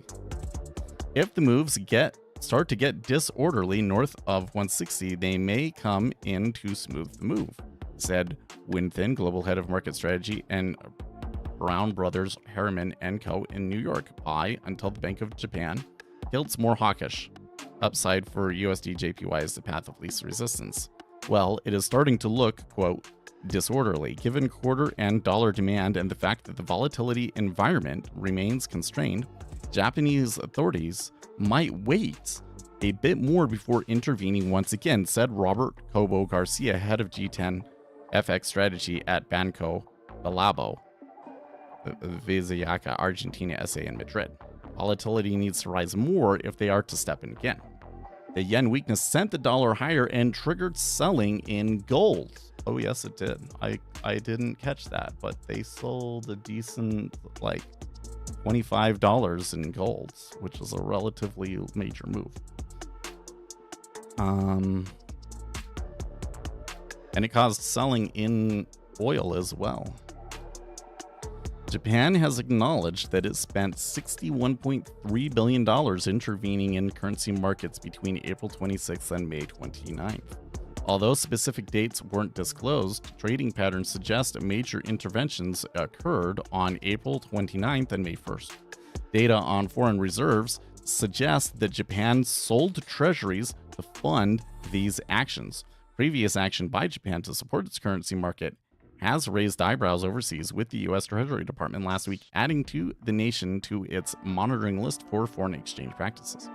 Okay, so that's a good observation there by them. A couple of good observations in there on that story that I had not mentioned, but that we have brought up before. The first one is, okay, as I had said earlier, this is starting to get volatile, and that could be the kind of situation where the Japanese yen would, or where Japan rather, would intervene in the Japanese yen. Okay, but another problem with that for us over here in the treasuries is that the way that Japan has been funding that intervention is by selling its treasuries. Selling its treasuries, using those dollars to buy yen. Right? So that may be part of why when we move lower, when the Japanese yen moves lower, the treasuries move lower, but then when the Japanese yen gets propped up, that the treasuries don't move up as much, because the treasuries are seeing this intervention as a net sell for the treasuries either way, because Japan has to sell treasuries in order to fund it. Now, I don't think that Japan is selling treasuries at the moment. If they were, you would see a pretty persistent imbalance in the cumulative delta, which we're not seeing at the moment. So I think that the action that we're seeing is still mostly to do with currencies. There is a possibility that they could step in. I'm not as excited about it as I was. Another thing that they're pointing out there is that, like, there's going to be demand for dollars going into the end of the month. And so it might not make sense if they're really going to have to, like, time things and everything.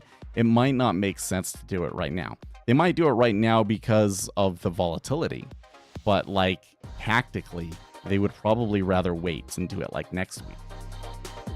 So that's another thing that they pointed out there. That's a really good thing to keep in mind.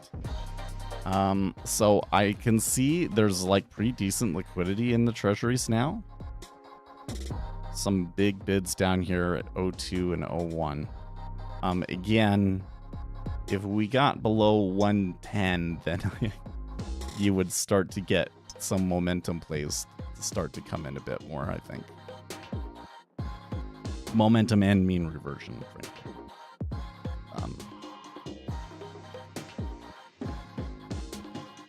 So I gotta not lose track of what I'm doing here. Well, actually, it's almost time for me to end the stream.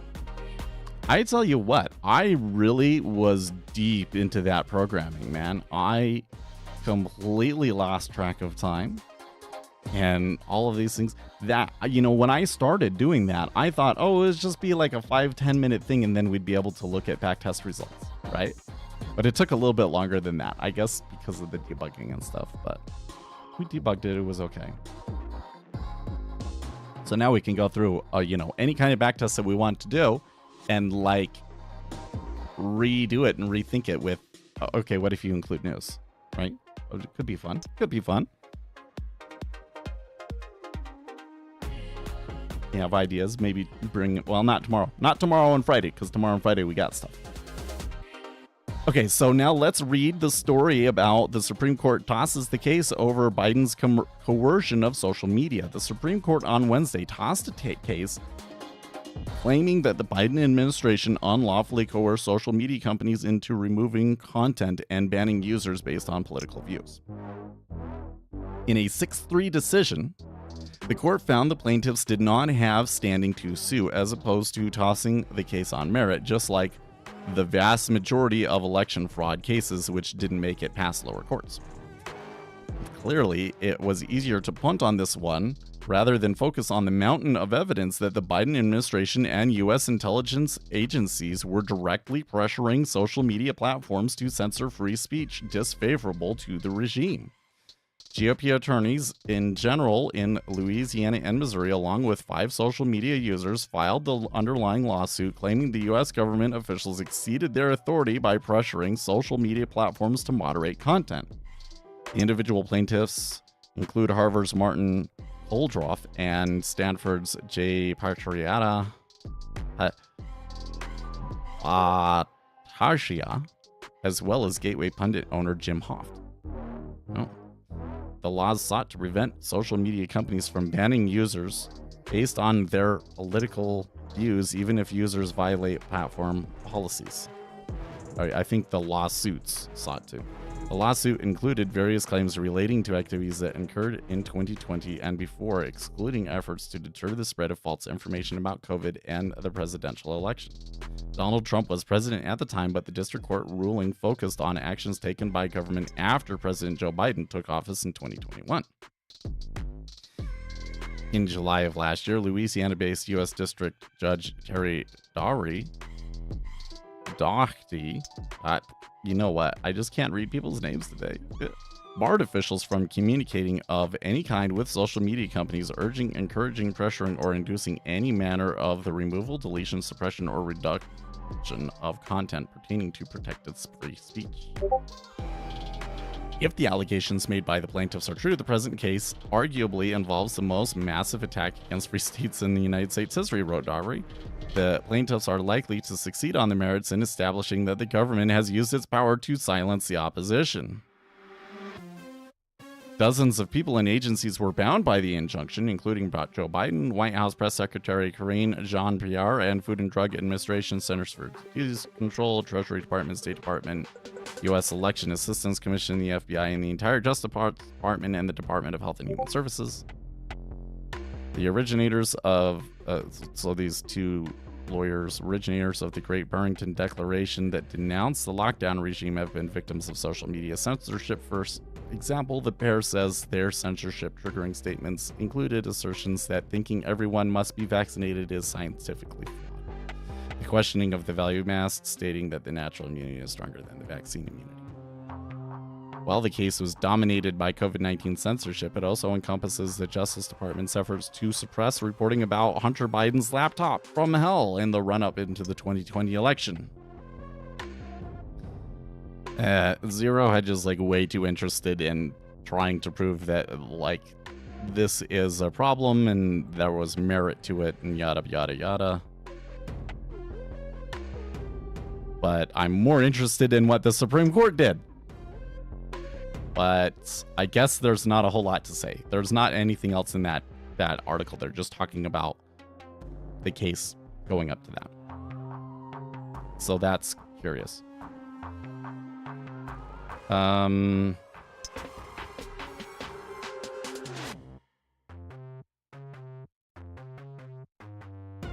Did we get the other opinions?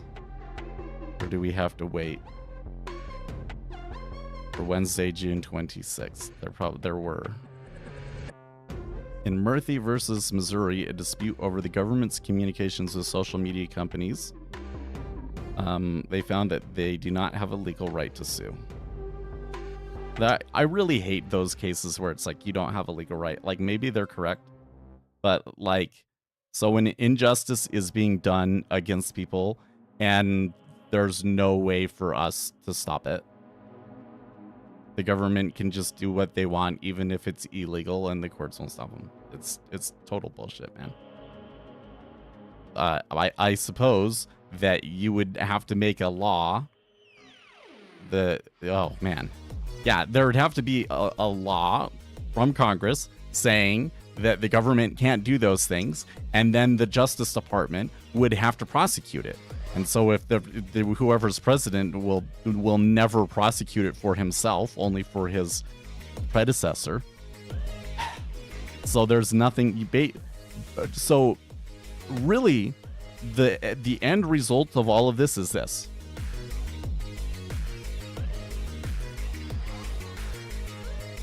Be careful about which social media networks you are participating on, because they may be under the influence of the FBI or whoever.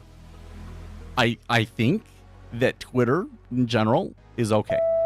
I think that Twitter has kind of said, we're not going to play that, and we're going to fight against you. You do that. And the government in response has basically been like, okay, well then we're going to destroy you.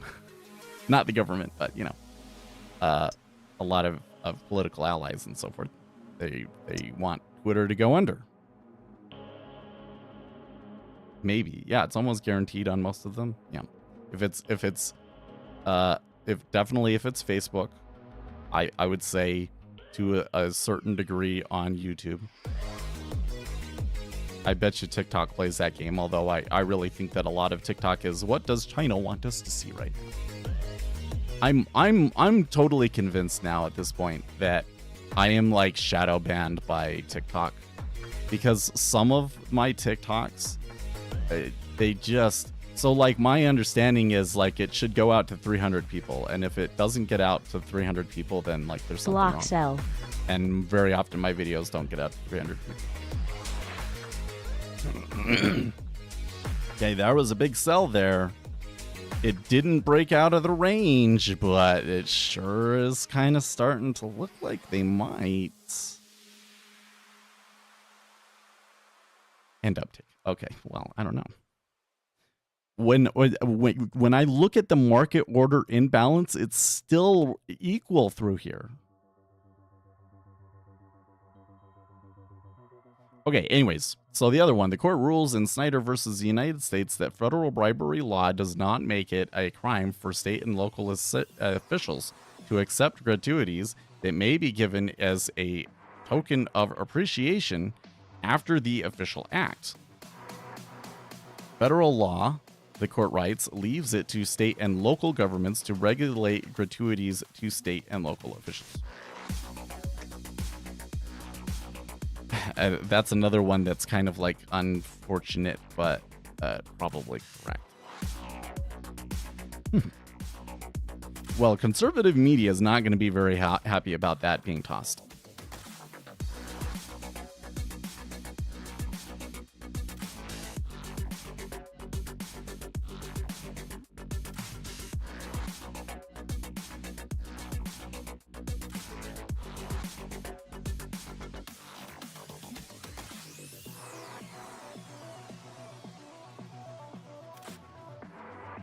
Wait. Oh, okay. Well, I didn't realize that it was about. I was reading headlines and it was. The headline was Assange plea deal includes free flight home on a Boeing, and I'm like, what? But it's a Babylon Bee headline. It's not real.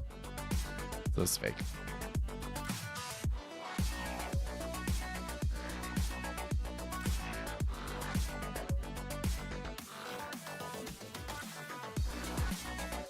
The conservative blogs have not really picked up on that Supreme Court decision yet, but I think that they're going to be super upset.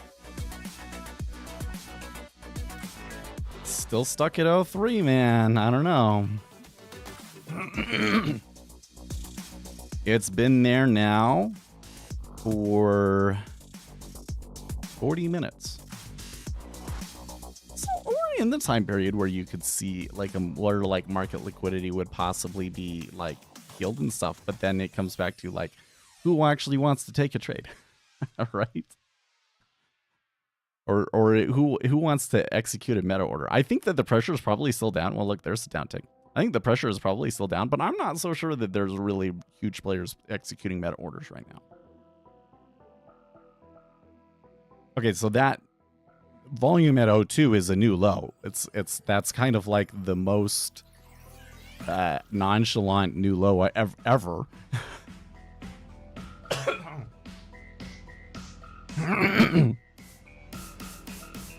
It would be interesting to see how that one turns out, because it could be like, okay, here's now they're breaking.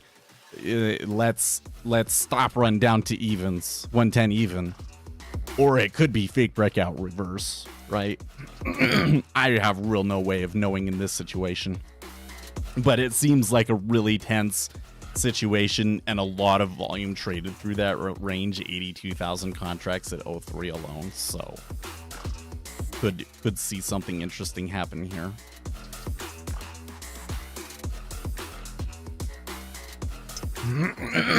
Uptick.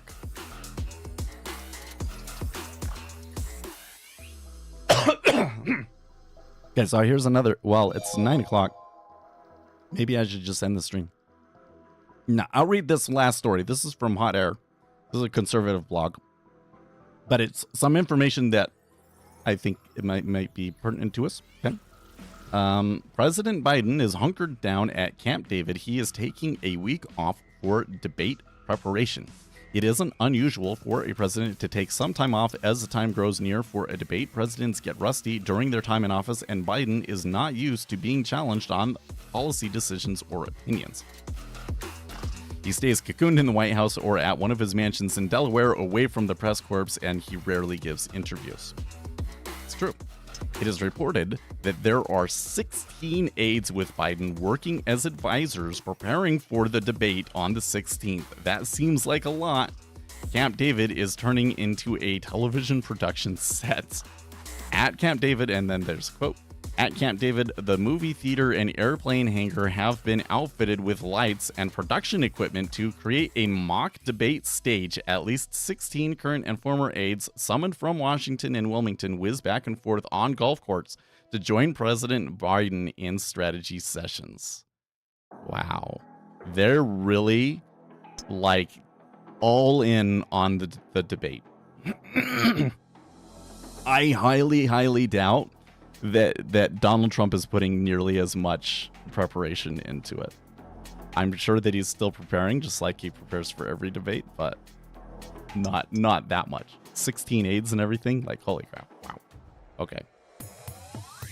That's okay, because President Trump knows a thing or two about television and being on stage. Ron Klein is managing the debate preparations. He helped Obama after Obama's terrible performance during the first debate against Mitt Romney in 2012. The goal is to position Biden as the president running for re-election and as a fighter who can counterpunch on the fly. That's a heavy lift even for a seasoned Washington insider like Klein. Biden can no longer speak on the fly or off the cuff in public. He relies on a teleprompter and note cards prepared by his staff. He won't be allowed to have note cards during the debate. He's going to have to wing it, and that puts him in unfamiliar territory. Trump, in contrast, wings it all the time. He can stand and talk to reporters for as long as they have questions. Speaking of standing, part of Biden's debate prep is practicing standing for 90 minutes, as he will have to do on Thursday night. We just watched Biden at the G7 in Italy and in France do a commemorative D-Day, and he didn't show a lot of physical stamina during those trips. It's true. Biden surrogates insist that Biden's sharp and doing well as he prepares to face off against Trump. Yeah, it probably is the case that, like, you know, like, listen, even for me, standing for 90 minutes, that sucks, right? So, practicing it, you just need a little bit of training and you probably can do it. Okay, probably.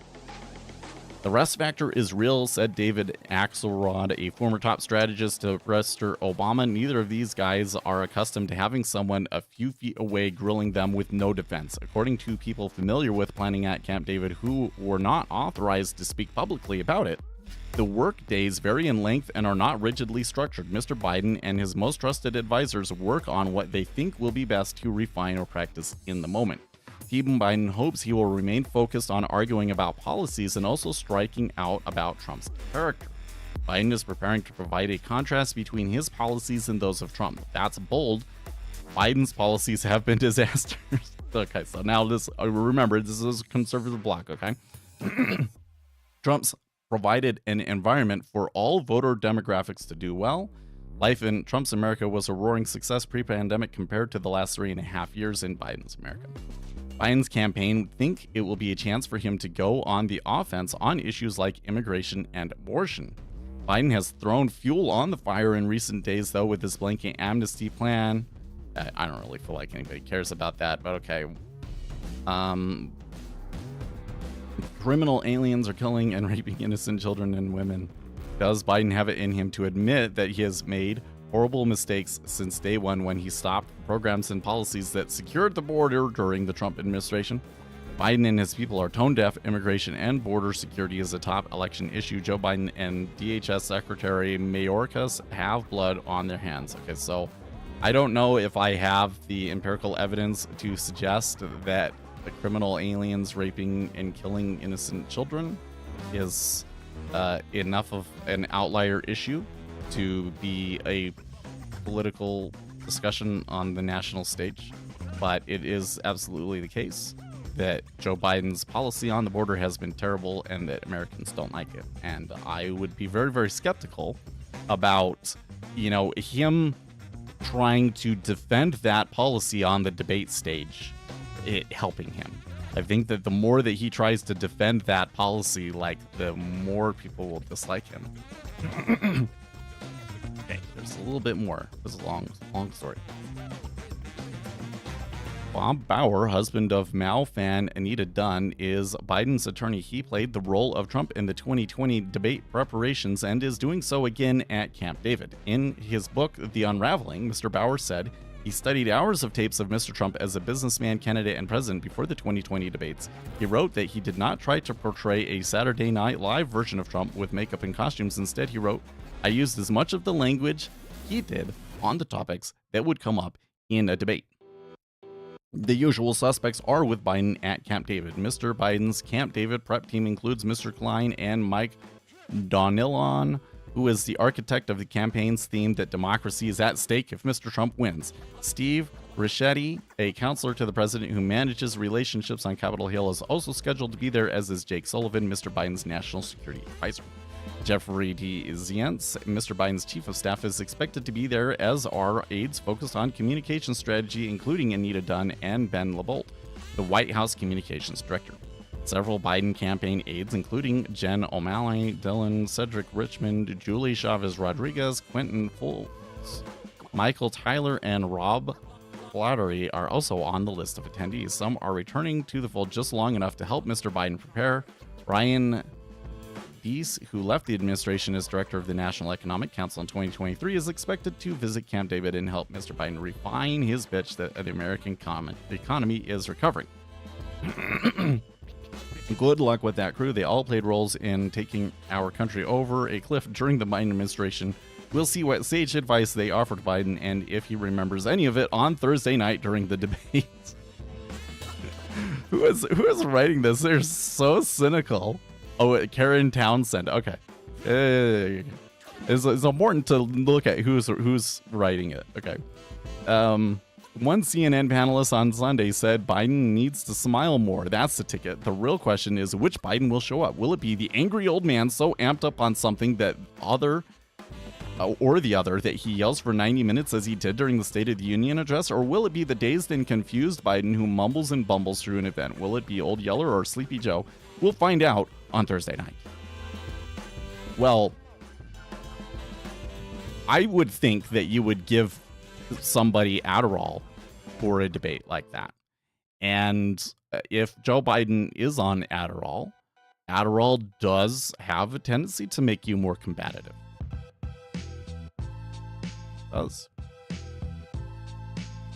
Not that I have any evidence that he's going to be on drugs, but I mean, they haven't taken Trump up on that no drug. You know, that's going to be something that Trump is just going to bring up over and over again. It's like, what drugs are you on, right? Because why wouldn't you take the why wouldn't you take the drug test, Biden? It's like, oh boy. That's tomorrow, guys. Can you believe we're going to have a presidential debate tomorrow that could make or break the presidential election? I'm still kind of the opinion that it's going to be like a super boring debate and like not actually mean anything. But it does have the potential to make or break the election. So be careful. Markets could move during it. No, I would love to live stream that and comment live on that debate, but the debate is being hosted by CNN, and CNN has said that they will aggressively enforce DMCA takedowns and take down any streams trying to stream it outside of their authorized channels. You will be able to watch it on YouTube through the USA Today YouTube channel, but if you try streaming it, they're supposed to take you down. I think that that's just absolutely presidential debates, that should be public property, you know? They shouldn't be able to control the broadcast of that. It's just so wrong. Even if legally you can, I guess I kind of feel like that your responsibility to society is to allow everybody to be able to watch it and comment on it. So, but I will not be live streaming it. I'll take really, really good notes, and we'll have so much to talk about on Friday morning, though. So much. And then we'll get core PCE. Oh man, I tell you what, that core PCE number better be good, because well, let's see here. What are they looking for on that one? Tomorrow, Friday, core PCE price index. They're looking for a reading of spot 1 versus a previous reading of spot 2. That's not good. Because if that comes out at spot 2, or heaven forbid spot 3, the market will throw a fit. I think that it's pretty likely to come in at 0.1, though, based on the other inflation data that we got earlier this month, though. If they allowed people to live stream it, then who would watch it on CNN? That's a good question. You know what, though? I personally do not really like watching it when there's somebody else providing the commentary over top of it. When I provide commentary during a debate, I try to point things out like, okay, here's some background behind this political issue or history or whatever is behind this, to give this interaction that's going on between them a little bit more context. I will give some color behind, okay, this thing happened. Is that good or bad for this candidate? Like, trying to help us understand what the result of the debate actually is. And I will make fun of people and say something if it's really funny. Okay. But when I get on a lot of live streams, I really feel like that the live stream is all set up around helping the Republican or the Democrat candidate and trying to influence what you think in every respect, and like cheerlead for one guy or the other. And I absolutely despise it, from the right or the left. Like when it was the debate between Newsom and what's his bucket? Anyways, they did that debate, and I wasn't able to watch it like on the official channels, and so I was watching somebody else stream it, and it was a Democrat, and they were just trying to talk down anything that the DeSantis said, and speak up everything that Newsom said, and it was just like not interesting at all. It was like, I can't think with you talking and you are not actually providing any useful information to me, right? So I hope that those of you guys, there was some people that did enjoy my commentary during debates, so I'm glad that there's so many out there. But yeah, I guess I'll just be watching it on USA Today. I'll be watching with the family, and I'll make sure that the kids watch it and that they'll get that commentary. Okay, well, so before we go, I will note that they have traded a few more contracts into O2. So now 2,000 contracts is traded into O2. And what I see right now is a market that is pretty thick on both sides.